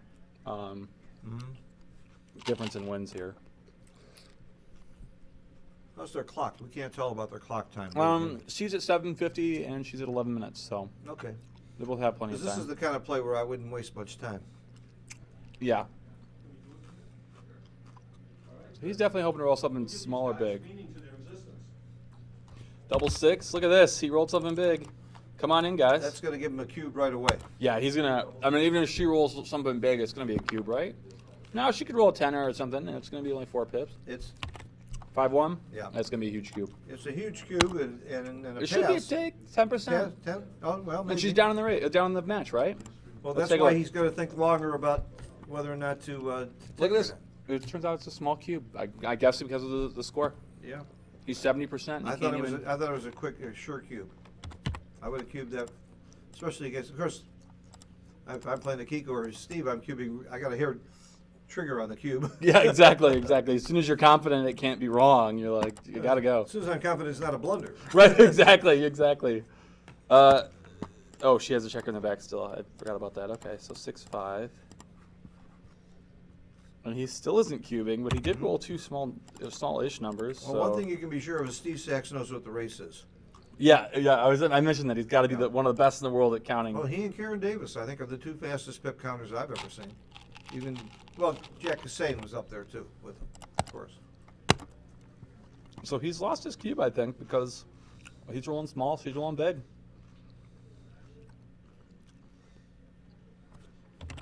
So he is going to probably not add wastage. I don't know. Like the gap on the 4 is kind of ugly. And stacking the 2 is ugly. Yeah.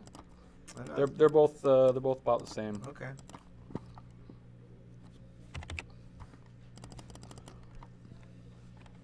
Steve Sachs wastes more time shaking his dice than anybody I know. Oh, except it worked. He said, "Take that, Phil." Yep. Yep. You taught me. From now on, I'm going to start shaking my dice forever, like Steve Sachs. Look at this. This is Yeah. going to be a big pass, I think, Double right? pass. Like, well, no, they both have 4 checkers. It's got Double to be a pass. pass. Double pass. It's like 20 pips. double It's just pass. such a quick pass. She didn't take any time on that one. Yeah. They should. My brother and I play when we get into a pure race. Doubles don't count double. We take away the joker. Really? I It makes like the game, that. well, it makes the game less exciting, but there's more skill. Mm-hmm. So all of a sudden, like a 4 roll is a definitive double. Because it's such Oh, it changes your cube action. It right. changes And everything. 4 roll might be a pass at that point. Jeez. Mhm. I like that. We've been playing that way for years.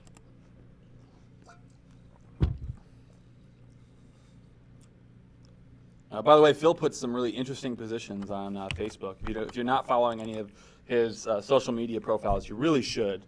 There's some great conversation about all the positions he posts from Chouettes and from tournaments and from everything he does. Yeah, PJ Simborg is my Facebook site, and I get comments from Joe Russell and Jordan Granstead and Ben Friesen, and a lot of the great players give their opinions before I give you the answer. It's very interesting. Yeah, most of us probably just look at. I mean, you know. Right. It's an interesting topic, actually. You know, what do you think? Do you think there's a lot of people who are still scared to be wrong on public forums like that? Absolutely, but I know who they are. Sure. Okay. Yeah, I got that. That's good. I know Jorgen is very honest because he makes some real big mistakes and he's not afraid to admit it. He's one of the best in the world. There's other people, and I won't name them, that seem to be never ever wrong.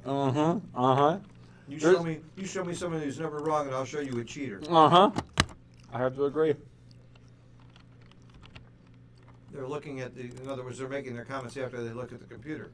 Right. I mean, and because I've posted plays before that are just the biggest bot plays you've ever seen, plays that no human would ever think of. Yeah. And the first 3 comments are the right play, and I'm like, go fly a kite. There's no That's way. Right. That's right. Well, There's the quiz no factor way. might steer somebody to get. Yeah, sure. I do remember that. The Sometimes. quiz factor does sometimes get you there, but yeah, it's interesting. Mr. Jeb Horton, welcome. Yeah, I don't know why. He just restarted it on this side, and it was fine. It was crystal clear. I went to it on my phone. It was fine. Well, even on the regular side, all that yakking you guys are doing was for nothing. Everybody's not playing that. Right? Yeah, they can. Most of the yakking is for nothing anyway. Well, no, our secondary stream that was going back out would have been bad. But the primary one, the voice of Backgammon, yeah, that was fine. It was fine the whole time. So what's happening here? Well, looks like Steve's just, charging ahead. It's Mr. High. I'm gonna make a donation to the voice of Backgammon. Wow, $1,000. You don't have to do that. You only asked for 20. Oh, well, I appreciate it, Julius. I really appreciate it. We're having fun with this and trying to encourage more participation in backgammon and all sorts. people knew how much money Larry Shiller is spending to go to these tournaments and set this all up. You'd be embarrassed if you only gave $20. Julius is still here. Oh. Oh. I'll give him $20 every turn. We appreciate you, Julius. Let's go play some poker tonight. I leave today at 6:30. I think flight changes only cost about $75, so that's not a good excuse. Well, then what are you doing? You go to the forum, or do you play? Well, I think we're gonna go to Hollywood. I love the bicycle. Yeah, I kind of want to go to that's the my bicycle, favorite. but That's my I gotta be favorite. back over here by 7 a.m. tomorrow, or 5:30 or something. So I don't know. The bike is- Gentlemen. I don't have a hotel room tonight. I'm just playing poker probably. Gentlemen, I must go right now. So All right. Well, good luck. goodbye. Carry on. Julius, always good to see you. You too. Hey. I actually have a backgammon question. Are you guys on right now? Yeah, ask away though. Don't worry about it. Unless it's something like Larry personal. uses this software, and it generates files that end with .flw. LW Flash something probably is my guess. I don't So know. I need to know what driver I can get to Just download VLC Media Player. VLC Media. I would lay you significant odds that will play whatever video file you have. That's what I use too. Okay. I got a new laptop. I can help you get it loaded if you don't find it, but Right now, but FLC. VLC. It's a Video LAN something. That'll work. Thank you. What's happening in this match? Julius, of course, one of the board members in the USPGF. Great guy. Oh, there's a double 6. Wow, that's gonna be a market compensates for the loser. last one. See, it evens out. You only see your own bad rolls and your own good rolls. Steve had a double 6, and now she did. And this is over. Steve's gonna just. Game I'm over. surprised Steve is even gonna make her double. Like, I would have just set up the checkers after I rolled a 2-1. That's right. Yeah, 440, 12.5% to win that game from there. And the PRs are still very impressive. Yes, they are. And since the first couple games where there were some missed plays that I had to avoid, that hasn't happened again. So these PR, that means they're really playing close to a 4 over the entire match. Mm-hmm. So Akiko's opening at a 6-5. Playing him close to a 4 puts him in the top 10 in the world easily. Both of them. Then they both deserve to be there.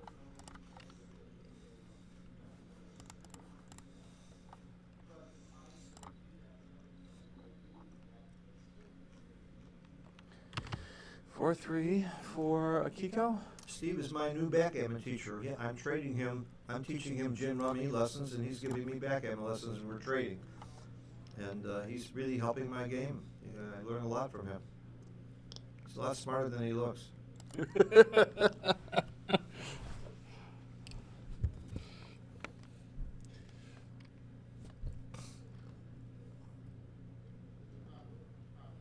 Looks like she just played it cleanly, huh? It's the hardest, one of the hardest plays to make is to just stack and play safe when you really want to do something with your checkers, and it's often right. And it's a good thing she did, because he just rolled a big number that's going to attack. Did anybody notice the beautiful board they're playing on? God, it's gorgeous. What is that? Must be a Jeffrey Parker. Yeah.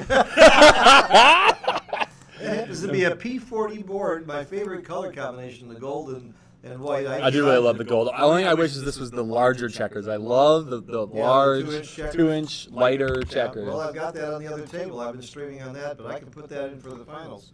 If you want to, I can use that board for the finals. But this is www.p40bg.com. These are the boards that Akiko, Mochi, Michi, Victor, Me, Ashkenazi, you, everybody's me, got one. Everybody who's good. Everybody who loves this game in the Everybody who loves U.S. the game and appreciates a great board at a good price has a P40. So we got a 5-4 for white here. And now Steve's thinking about cubing. He's up 14 in the race, but but it's 3 away. It's 3 away, 6 away. How can this be a cube? Wow, there's not very many gammons. I guess that's how it's a cube. She's got to grab it though. I mean, yeah, this can't. I'm not convinced it's a double. So what? No. It must be a take, right? Well, that's reverse Woolsey's law, which I'm very proud of. I invented it. If you get a cube and you're not sure you would have doubled it, then for sure it's a take. Yeah, absolutely. That's reverse Woolsey. Of course, unless you think it's too good, but you know that's pretty obvious That sometimes. doesn't stop me at all. I take it anyway. But I'm not sure it's a double. I just take. I found out it was too good sometimes. I did that against Karen Davis. I took a cube that was too good. My worst cube was a 1.8 one time. It was pretty bad. She has got to grab this cube, especially at this score. I can't believe she's even thinking about it. Maybe she thinks they're playing just a different score. I mean, this is crazy. No.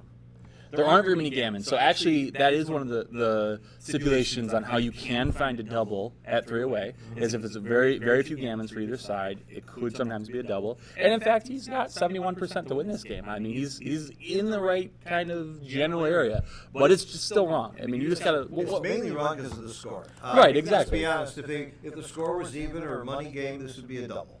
Right. It would be a pretty standard double take. Yeah. So this is not quite a double. So his market was supposed to open up She's doing around a lot of counting and math. between 20 and 28%. He's currently at 29, so he's close, but not quite there. And I'm not sure why she's doing all this math. This is, like you said earlier, this is one of those plays where I would not waste my clock time. No. I just can't imagine it's a double. Even if it is, it has to be a take So you take it. This is her chance to get in the back of the match. Yeah. Take Yeah, a- he's take a sick roll of when a good she and when recube. she recubes here. Yes. I mean, he rolls even a 5-2. She rolls an immediate double 5, and he's like, "Oh, what did I just do?" What's the race again? 14? 14. Yep. And the total pip count? 116. 116? 116. Yeah. Oh, man. Come on, Akiko.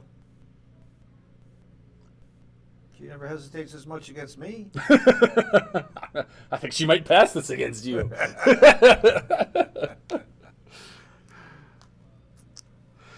We mostly play bluff gammon and Pasco gammon. When Akiko and I play, we play at every tournament. Okay, There you good. go. There we I'm go. very proud of you. Thank you. Take it.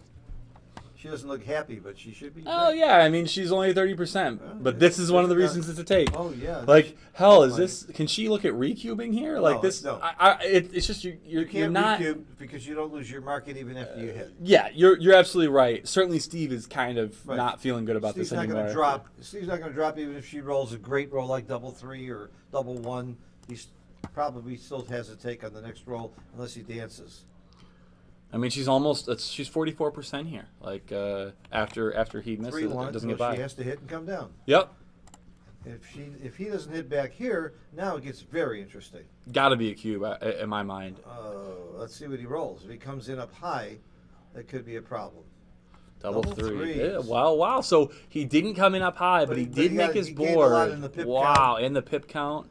He's still taking so easily. I don't think it's a recube. I don't know if the score. I might just put the pressure on here. I don't think she's going to think about She's not it. Let's see thinking what it about it, looks yeah.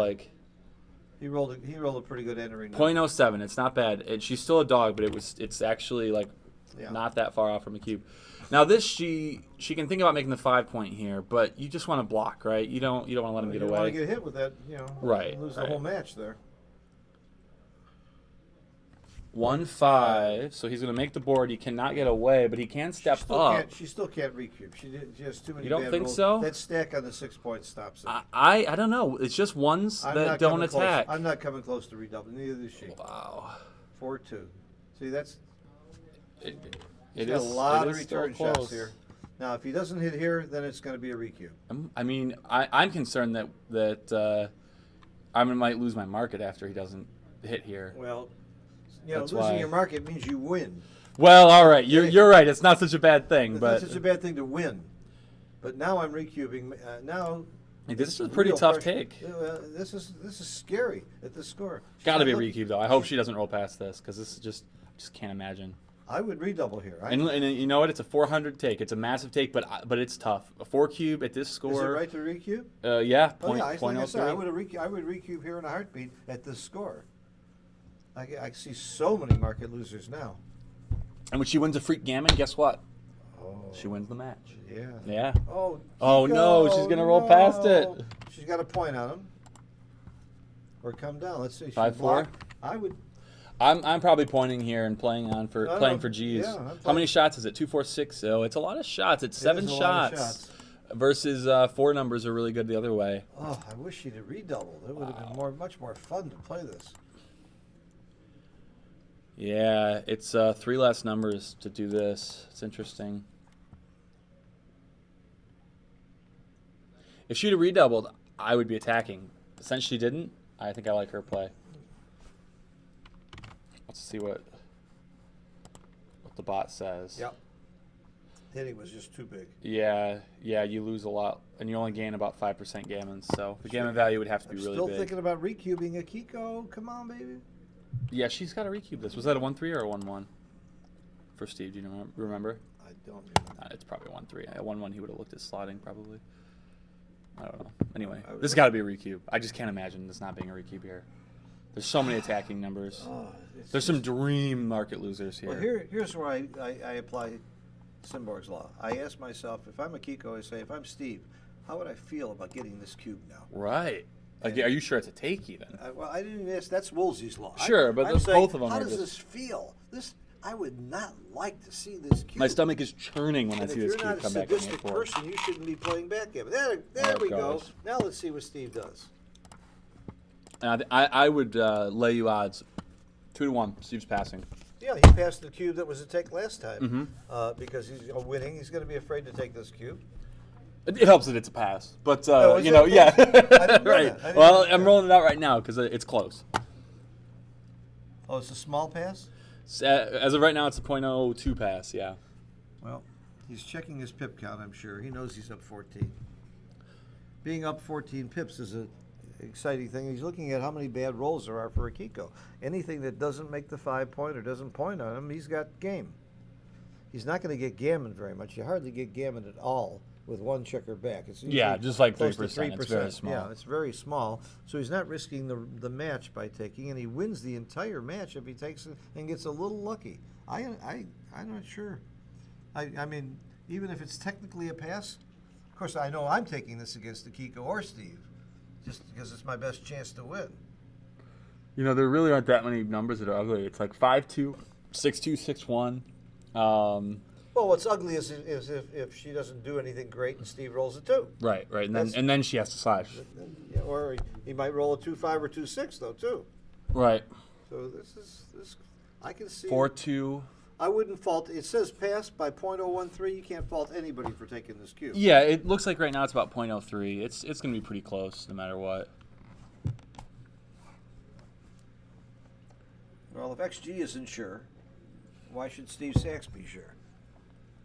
Well, it depends on what his motives are in this match. From what I've seen, he's trying not to play big cubes, so I think he's going to lean towards passing in a position like Well, this. almost everybody when you're winning is afraid to play big cubes. That's for sure. If he feels like he's a dog here, maybe he just takes. You know, if he thinks that Akiko is by far the stronger player. Oh no, Steve never feels like that against anybody, and he shouldn't. Steve has been one of the top players in the world for 20 years. He's not going to be intimidated by another player. He's going to just try and play his best. Plus, Steve's a purist. He wants to do the right thing. He did the right thing there, but it's close. It was close. I'm going to interrupt the rollout. It's about halfway done, and it's still about .03, so looks like a pretty solid pass. So we were right not to like Steve's cube. I mean, we liked Steve's cube to Akiko. We liked her take big time. Oh, you going to go play? I got a match. All right. Well, good luck. I got a seniors match with Chris Knapp, and I'm scared to death of the guy, but I'm going to do my best because he's been so hot this last year. Oh, yeah, he's been killing But it. I've got a strategy that'll beat him for sure. I'm going to cheat. I don't think you're smart enough to cheat. And not get caught. Yeah, right. Good luck, Ben. Yeah, good luck.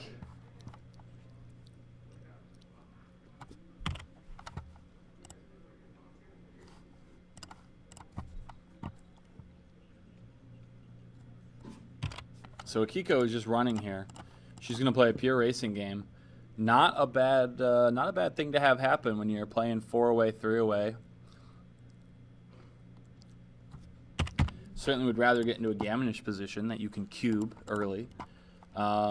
Here, she's just going to play a normal holding game again, or a normal racing game against a holding game. Probably going to play 4-3 to the 6. This game is going to drive their PRs down even further. There are not going to be any real tough decisions here. 6-4 for Steve. He's going to play down and slot the 4-point.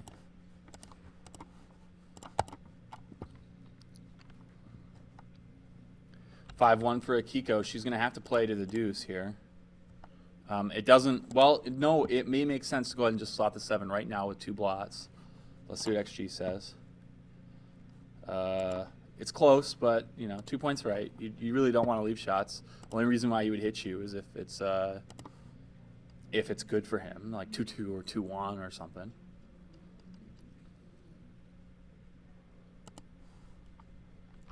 $6-2 for Steve. He is going to make the 7 and the 4, I believe.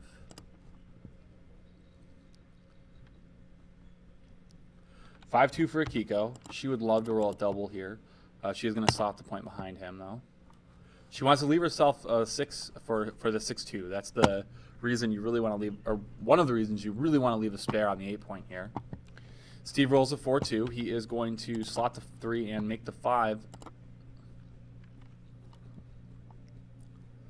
Akiko rolls a 6-2. Yeah, so this is what I was talking about. You really hate to break the 8-point when you didn't have a spare. So hopefully she doesn't roll it again. She wants to roll a 5 here or doubles. Steve rolls 6-1. He's definitely going to play the deuce. I like this play. Some people might make the 2, but you really just want to distribute yourself to make the 2 and the 3 next roll. 5 and 1. This is great. Get your spare back. Now all of your doubles play, or double 2s and bigger, play from the mid. 3-2. Okay, so he's going to make the 3-point and just play in from the 8, I suspect. No, he's saving a 6. This can't be wrong. I don't know if it's right, though. 6-2, same thing. She's got to just play her 6 in. Now, he's going to have to think about leaving at some point or leaving the mid. He's actually not too far behind. He can still play this, though. And in fact, he'd have to leave a shot, so he's not going to leave a shot.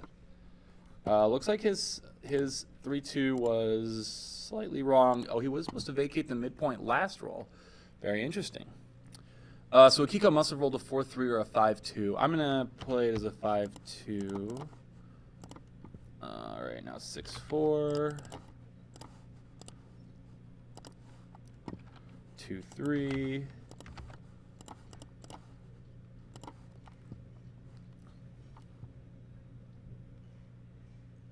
6-1. So Steve's going to go ahead and make the ace point now. Now all of the hit shots are winners.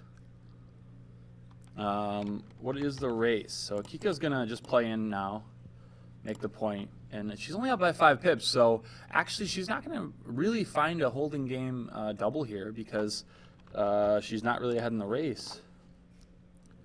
So I would just play this in. A lot of people like to break the 5 or 6 point and save a 6. Generally, I've noticed that, or what I believe is true anyway, is it's just wrong. You just bring it in, hold your board. If you roll a 6, you roll a 6. Let's see what XG says. Yeah, it's pretty big actually. You just bring it in. Okay, it looks like she rolled a 3-1.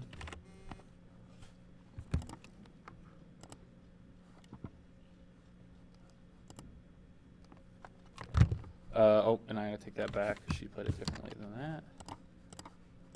So he rolled a 5. I guess just like a 3-2. Now she rolled a 2-6. So now he really would rather not roll a 6-1 or a 6-2 here. He really wants to roll a big 6 or small numbers. Probably a big 6 would have been his preference. He's losing a lot of race equity when he keeps rolling these tiny numbers. Akiko just rolled a 6-3, no, a 6-4. And now Steve is looking to roll an 8. An 8 is a big roll here if he can roll it. Maybe not a winner, but a great roll. Looks like a 3-1, not an 8.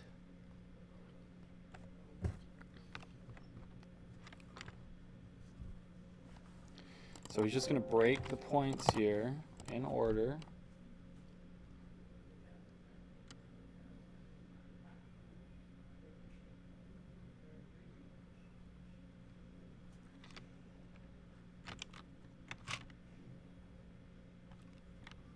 Now, Akiko's probably thinking about a cube here.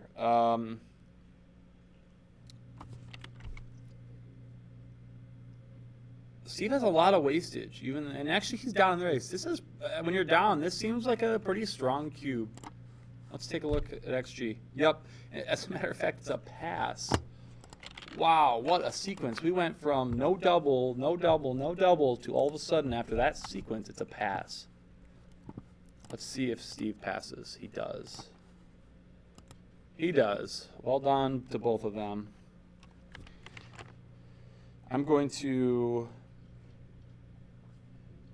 get on the other video source here on my phone so I can tell you guys the rolls.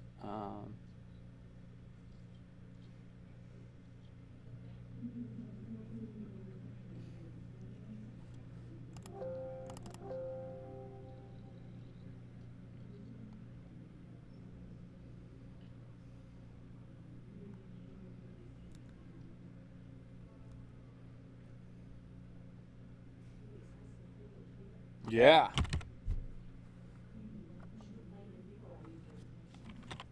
It's like a 4-3. The internet's really not cooperating. It has been clear for the last, I don't know, 25 minutes or something, or Oh, crap. hour. Do you need me to do something? No, it's this internet connection to this computer. That one's fine. Look, on my phone, it's crystal clear. Right, It's right. frozen right now, but it's crystal clear. Wow. It's frozen because the internet's my phone. Yes. So 6-4. Yeah, it's been pretty good, but whatever. It should come back in a moment here. I had internet down here before, now I don't have it anymore. So I couldn't go on grid and do Yeah, and you know what? I didn't even end up posting on most of the Facebook pages. Okay, cool. That's the one that I think could get the most traffic.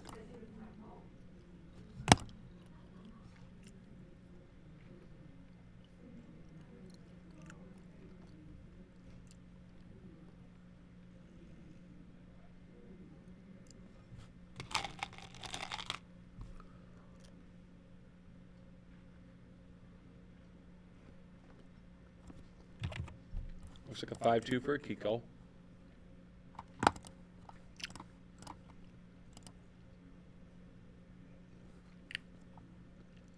I think she also should have looked at making or hitting on the ace and making the 4. Yeah, hitting on the ace and making the 4 was better than her play by far.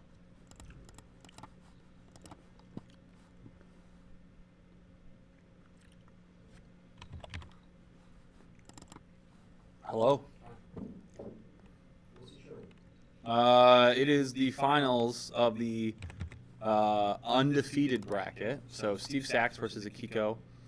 The internet just started lagging, so that should clear up hopefully in the next 5 minutes or so. Oh, that's the game they're playing just now? Yep.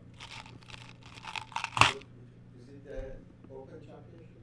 Yep. Open Championship. It's not the final, but the winner is in the finals. The loser is guaranteed 5th place. So Oh, these two are in the final now? it's the undefeated final, yeah. So both players have not lost yet.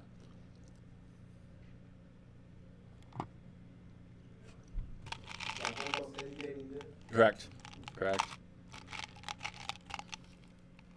Steve just lost an amazing game. Oh, guys, the 6-1. which one? In this match? Yeah, just the one before that. Steve doubled there Oh, yeah, when he doubled from 3 away. from 18. Yeah, he had. And then he threw 6-1. He couldn't get out. Mhm. 3, 4, and 5 would have got out. Yep. A couple rolls later, she's able to recube, and yeah, it was an interesting game for sure. You know the problem with her is? She can't count. Steve was 97. She was 130. So, you think it was a pass? Yeah. No, it was not even a double. It was not a double. The score, you can't double at that score. The score is really because when she recubes, he can never take. I mean, you saw it. He had to pass. She should have never taken it. What are you saying?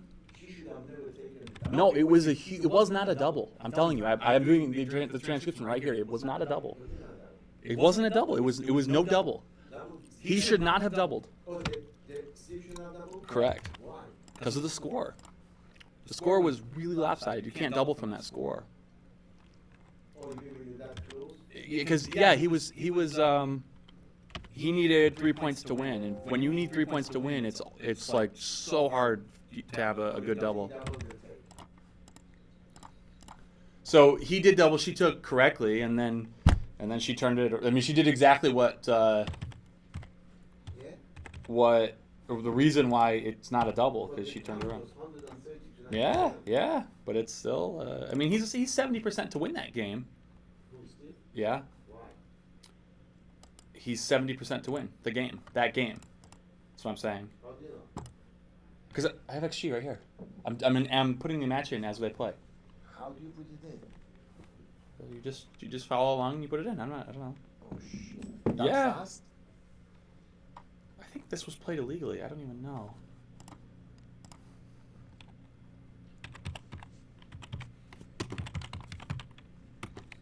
What do you write there?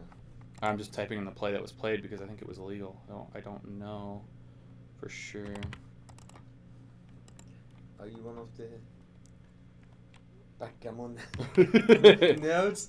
Yes, yeah. I do a lot of What do you do? this kind of stuff. Right now, all I do is gamble. Play backgammon, On yep. backgammon? Backgammon and poker, mostly poker. How much you playing on backgammon? I don't play. I mean, I did not play the tournament actually. I mostly played poker. I like backgammon, but the tournaments are long and just grueling, and I'd rather just play a chouette instead. Play for money. How much you play for? 10s, 20s, somewhere in that range. Whatever people want to play for. I usually don't care. What's the biggest game you've seen? I mean, I know of $1 million games. Is that true? Mhm. It's not a joke, is it? Mm-mm. No, You there's were people. telling me, I thought you was kidding. I mean, there's people that they just play for stupid money. They've got too much money, Who is so. he? Who's that guy? Oh, I don't even know who the other side is. I know that a lot of the Giants have played those games, but I don't know who the people with money are. But they actually play $1 million games. Mm-hmm. I mean, in the Giants, of course, they don't have their own action. Somebody else is backing them, but yeah. Could you imagine watching that game? It'd make you sick if an end game double six and all of a sudden. Playing that game. No, I don't know if I could handle that. I mean, if I was free rolling, if I didn't have to pay if I lost. Your business is playing poker and backgammon? You make For it now. Yeah, I'm finishing. I graduate in a week and a half. After 10 years, I finally graduate college. In what? And so operations and supply chain management. So I'm going to get my resume back out there. I quit my job 6 months ago. Wasn't happy with just what the company was doing. And so I just went and finished my degree and was playing poker. It's worked out. I've been running good. I've been getting lucky, You pretty much have to if you want to just gamble. I'm sorry, that's crazy. Yeah. It's not a life. It is a life. I love it. No, it doesn't matter. It should be a side life. Nah. It's fun. Oh, it's fun, obviously. I would love to do backgammon all my life. So what do we got? 5, 4. I just wish I was good enough to get in those $1 million games, because then I could never have to work a real job again. Instead, I'm gonna have to get out there and be responsible. So why do you put those on XG? So they can analyze their plays later. They can look and see how they did. So you're taping it? Yeah, it is being recorded as well. Exactly. How? Not by XG. Well, I'm recording it in XG right now, How do you record the whole XG? match. You just it's called the transcription. You just do a transcription, but also there's video here and there of the match. I don't want to disturb you while you're doing all this work. No, you're fine. I can. You're used to it. Yeah, exactly. Tell me, how do you record on XG? There's a setting that you put in. You go to setting? Yeah, so when you do file, instead of doing a new game, Yeah. you do a new game transcription. Oh. And then you put in the players, and what you do is you type in the roles, and then you play whatever they played. Is this game out of 11? Yep. So it's two-way, 3-way. Oh shit. So Steve is 9. Oh. Mm-hmm. And a good roll, too. 6-4 out. Although incorrectly played if he plays it that way. It's supposed to hit. Yeah, he was probably just looking at that. Looking at what? Looking at the point. No, he is going to make the point. Wow. He did? Mm-hmm. You know something? If he didn't make the point, he would have had much more chances of... I mean, I don't even think he really wants to play a holding game here, because now he's stuck there almost. He's stuck on the 13. Right. He's stuck on the, what is it? 18 now, isn't he? Yeah, I agree. And we don't see the dice, the numbers, do you? Yeah, I'm hoping that the internet connection cleans up again in a second here, because this is strange that it's doing this. I guess I can refresh this. What did she just roll, though? 4-3.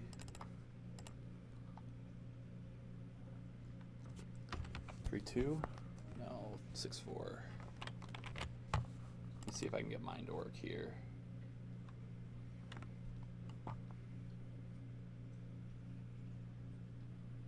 Now she rolled a 5-6. So it needs a 5-4 or 5-3 or 5-5 or 4 or double shit something. So she just rolled a 6-6 after whatever he just played.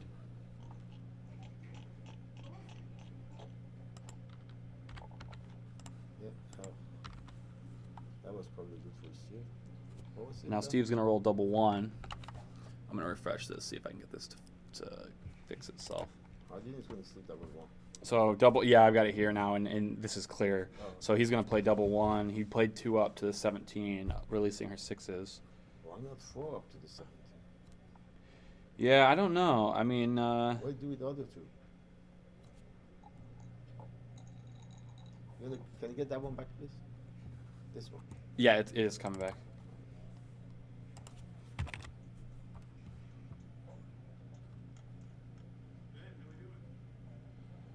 This got fuzzy again, Okay. So you just refresh. but I did just refresh it because my phone started working. So now, yeah, there. Now it's back clear. Excuse me. And somebody just sent me a message about commentary. I think they might be on the wrong stream or something. All right, if you're listening, oh, well, you can't hear us otherwise. But we're doing commentary on twitch.tv/voice of Backgammon.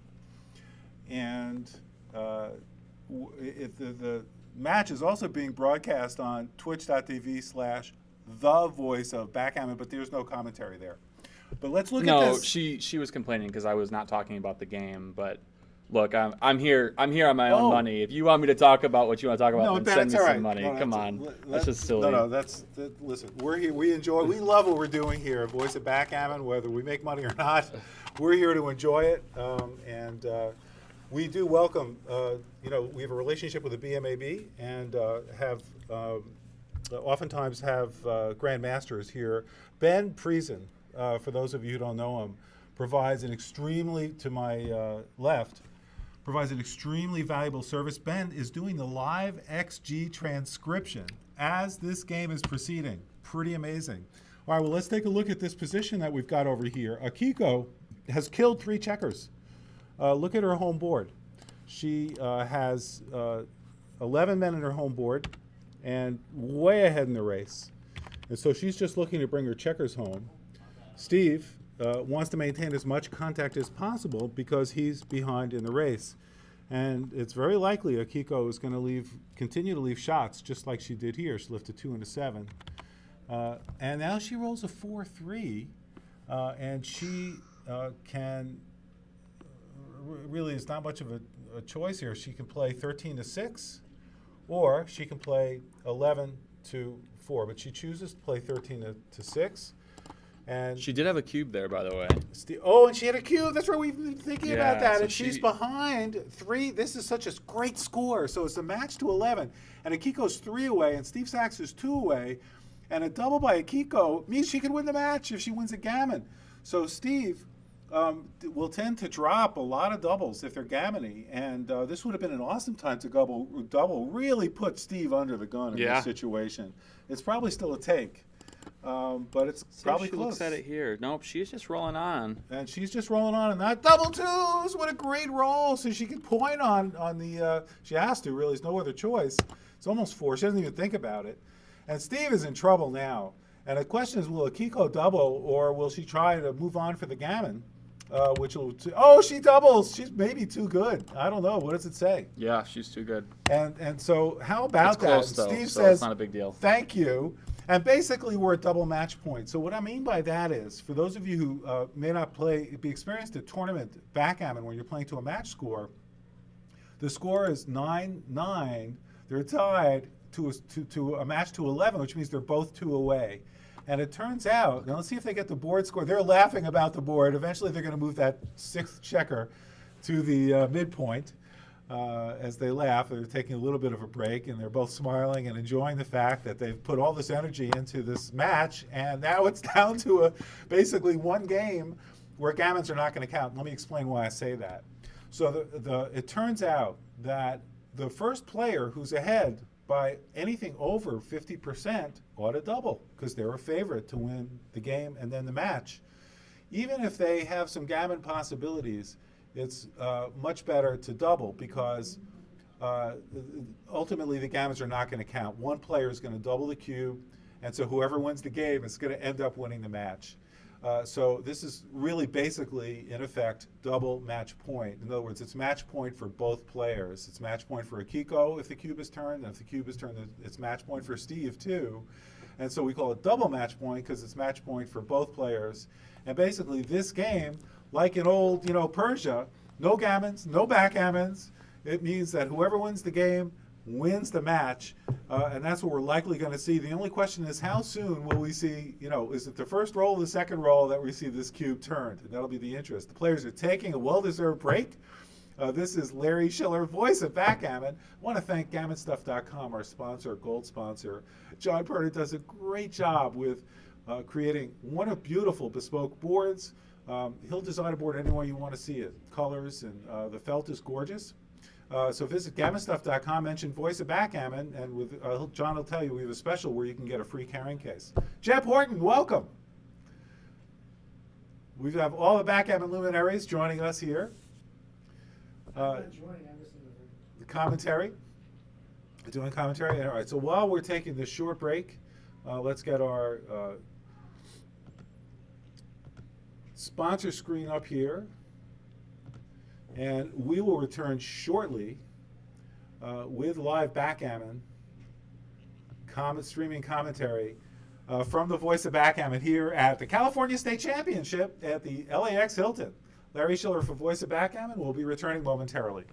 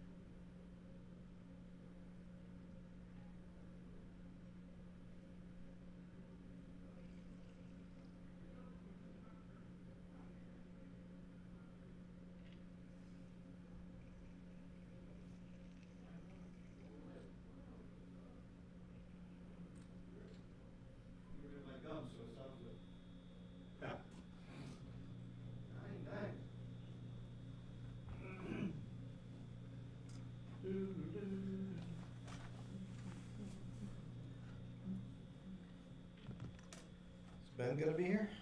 I hope so. I hope so. He's great. Isn't he Boy, terrific? He's a resource. Yeah, it's fantastic. I wish I could do the transcription that fast. I like all your posts. It's great. Thank you. I just won my seniors match. I'm in the semis. Nice. Yeah, doing something good. I lost to Ben Kungair. It was a fun match, exciting. Yeah, he's great. Fun to play with. What's Should I going sit on here, here? or is this where you This want? is perfect. Okay. The perfect spot.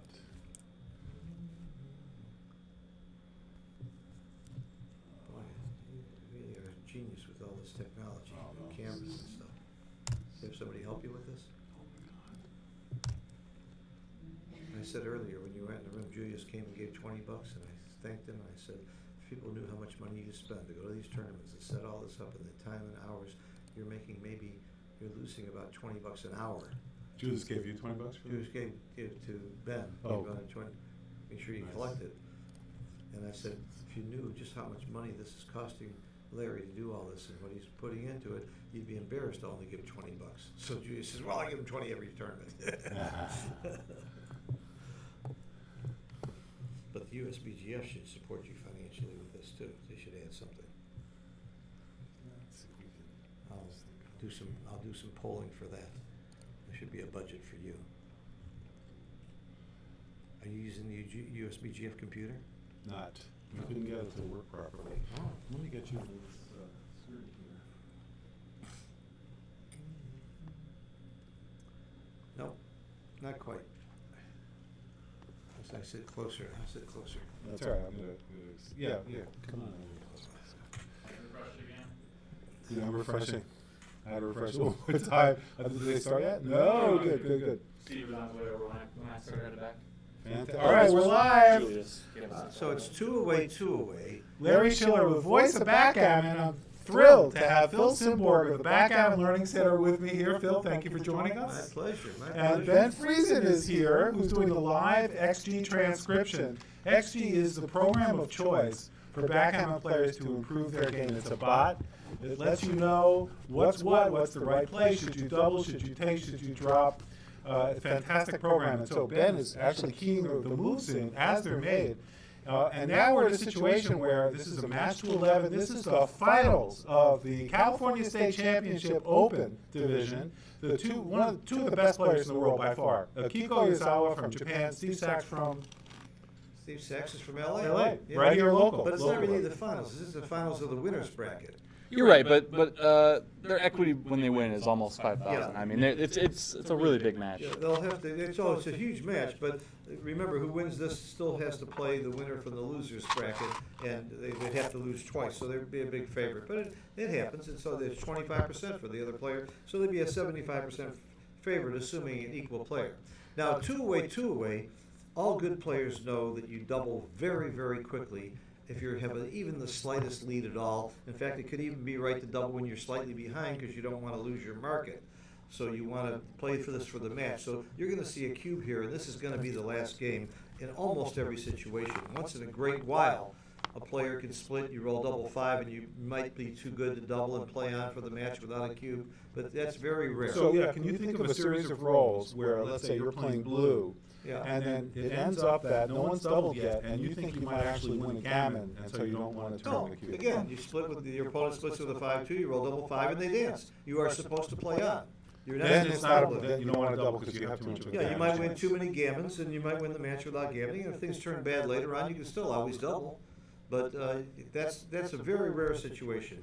All right, we'll see if that ends I up. promise you one of these two will be doubling within the first 2-3 rolls at the most. All right, let's see what happens. Is it the response to the first roll, the second roll, or the third roll? When will they Well, double? I bet on the first roll or The the second response to roll. the first roll or the First or second roll? second roll. All right, I know we have it. they both have enough respect for each other not to play games with the cube. Yep. And now look at the ratings of these players. So Steve Sachs is a world class at 4.29, and Akiko is world class at 3.62. Those numbers mean 0 is perfect play according to the bot, according to XG. And 4, if you're playing 4 or under, you're a world class player. You're going to win a lot of tournaments. And both of them are playing right around 4. It's amazing. And the luck is 1.578. So that is There's not a lot of luck for either player. Steve has definitely been luckier than Akiko this match, but it's not a huge difference. Only a tiny bit. Akiko's actually had one more joker than Steve.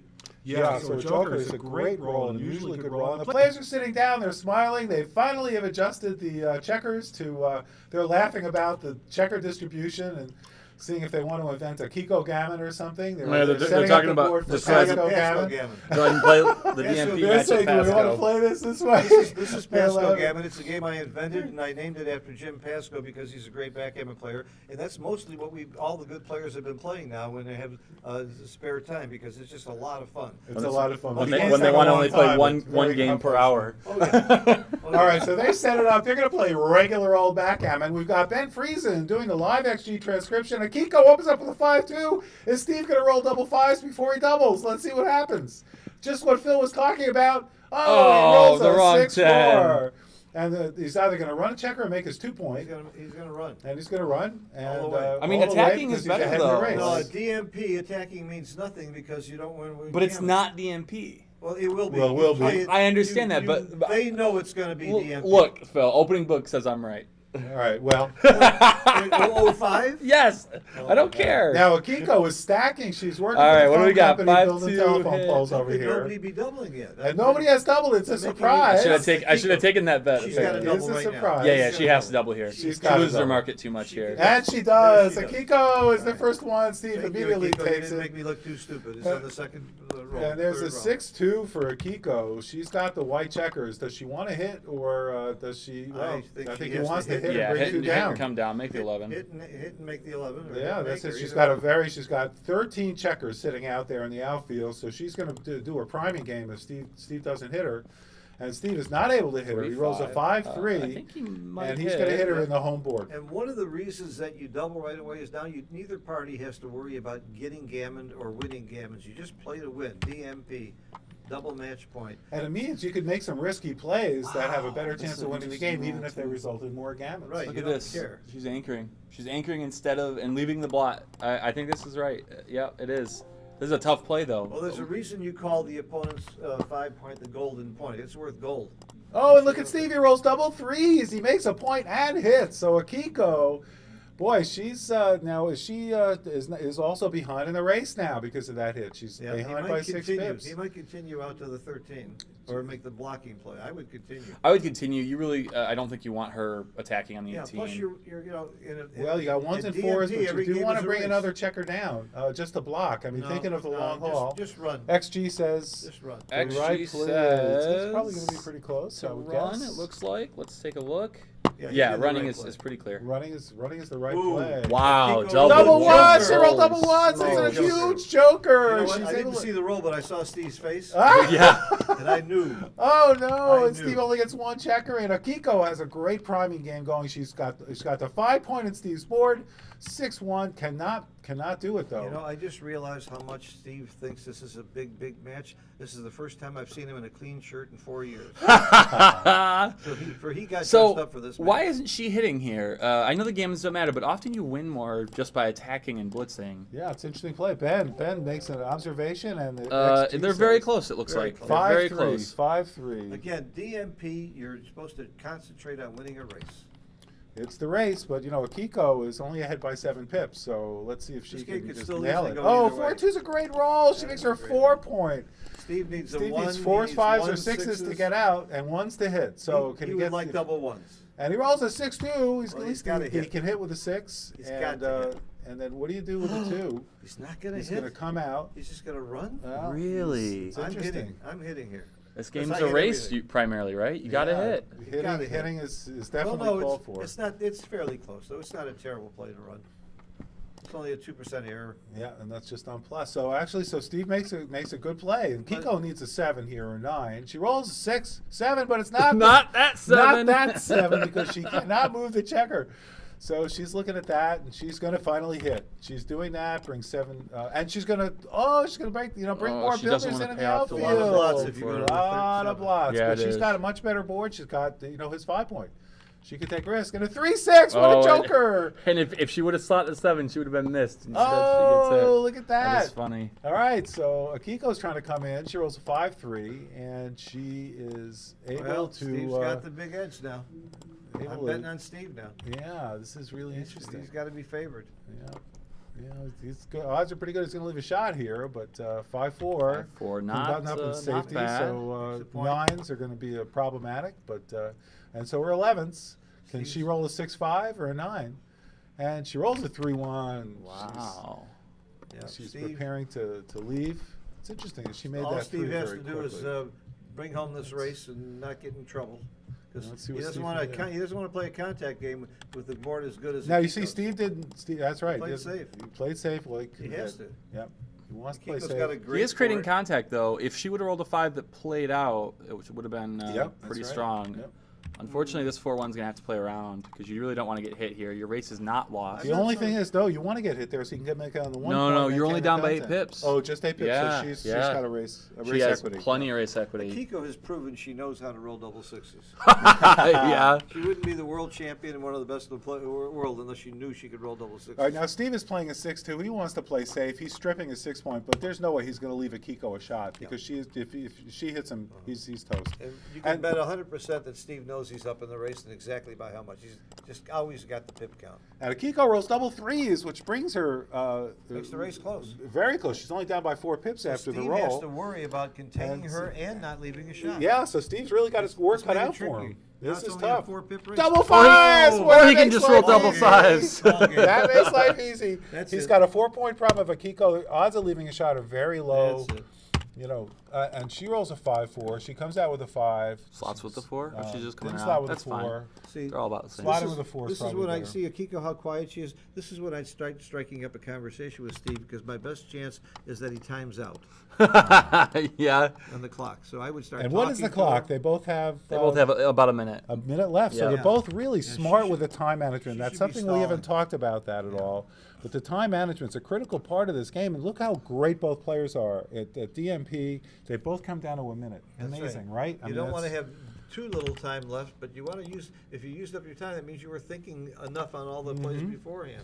That's part of the. That's why one of the reasons I like clocks. It adds skill to the game Mm-hmm. in clock management. Now, Akiko's got interesting thing about 3. She's got to really hit now to win this game because she's down by 15 pips, and the probability of her winning the game on race alone. It's pretty is small. She's only pretty 20% small. in general. About 18% to win the game. Yeah, and, she's got about 50% in the race and about Oh, 5% and a chance 2-1 of getting a shot. and hitting it. Yeah, she's a 2-1. She's willing to run with the 6. She didn't save a 6. She's She still did. planning on racing. She is, yeah, She because didn't Steve's waste got the- a blot, She so didn't you know, waste why that not? ace. She did not waste A lot the of ace. people would not have brought it in there. Yep.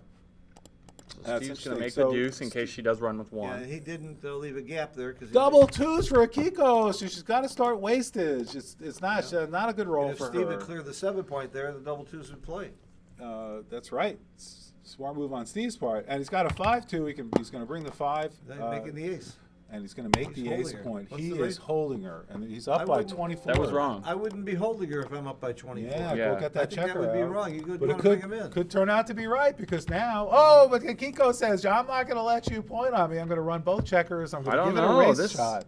the contact's not terrible, but she's probably right. Our No. odds of getting a shot and hitting it compared to winning a race are poor. Yeah, but this is wrong. It's actually the right play is to run one checker, Right, not the both, gamble. strangely enough, and take the gamble. We'll see what the Steve can gamble. roll, there's nothing he's going to leave a roll in the next, but 6-4, and now he's able to bring 2 checkers in. I think a part of it is it causes wastage by leaving That's the checker true. back there. That's true. That's really the benefit of it That's more than part of anything. it, Yeah.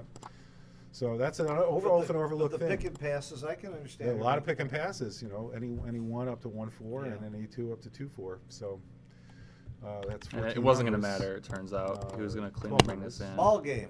Yeah, I No. mean, this However, is, they might need to get in the finals because Steve now goes into the fighters bracket at a very high point. And if all he has to do is, I think, win one more match to come back and play Akiko. again. Akiko, I Akiko mean. goes into it. I'm sorry, Akiko. She's guaranteed 5th. She needs to win that match plus 1 more. So she needs to win 2 matches to meet him back in the Okay. All finals. right, so it's all over but the shouting over here. Akiko is trying to, Gammon's not going to, she doesn't care about the Gammon. She wants to win the game. She's preparing to roll double 6s. Steve already has several checkers off. He's got 4 checkers off, and he rolls a 5-3, and he's only able to take 1 off. Akiko really needs to roll at least 2 sets of double sixes to have any hope of winning this game. 2-1, she rolled a 3-1 and a 2-1.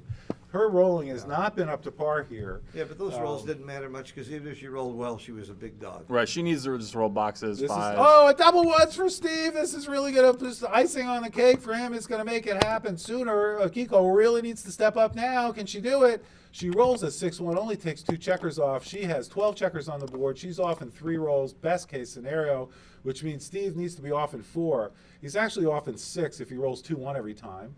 But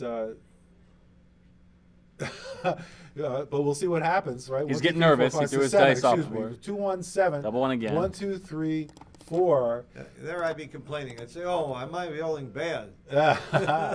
Oh, and Akiko rolls a 4-2, so she's off in 1, 2, 3 rolls rolls. still. This This is is going to be history. tough. This is This is really going to be history. tough. You know, people have won from this Yeah, situation. we're in the But 1/10. no, we're 1/10 double of 5s. The 1%. match is over. Akiko shakes his hand. Steve Sachs, the Hey, undefeated. now look at those champion. PRs. They both played under 4. Isn't that amazing? Fantastic. Wow. You are witnessing Congratulations. world-class players 3-8, here. 3-2-4. Amazing. Both under 4.0. Phil Seaborg, Backgammon Learning Center, thank you for joining us. Absolute honor to have Phil here. And so we're going to break down. This is Larry Shiller, voice of Backgammon, with Ben Friesen doing expert XG transcription and commentary. Thank you, Ben. Yes, my pleasure. And we'll be back with a later match. We have some the losers bracket they have to play, and then Akiko is going to play. Steve Sachs will play 1 or 2 more matches, depending upon. And we see him smiling about his win. Anytime anybody can beat Akiko, it puts a smile on your face because she is the toughest competitor there is. So we're going to break for now. We want to thank our sponsor, Gammon Stuff, and Backgammon Learning Center, and the Backgammon Masters awarding body. They confer titles of Grandmaster, Super Grandmaster, and of course the United States Backgammon Federation. Great supporter of backgammon here in the United States and throughout the world. This is Larry Shiller reporting, voice of Backgammon, from the LAX Hilton in Los Angeles, California for the California State Championship. Thank you for joining us. We will be back in probably about half an hour with the next match for which could be the finals, or will be the finals. What do you call that? There'll be a semifinal, no, a quarterfinal technically. If you're looking at the overall bracket, we're gonna have 4 people playing off in a quarterfinal now. The winners of that, and then the winner that's gonna play Steve. Awesome. Fantastic. So we've got the lineup, and we'll be broadcasting all day today from LAX on voiceofbackgammon.com. Larry Shiller signing off for now.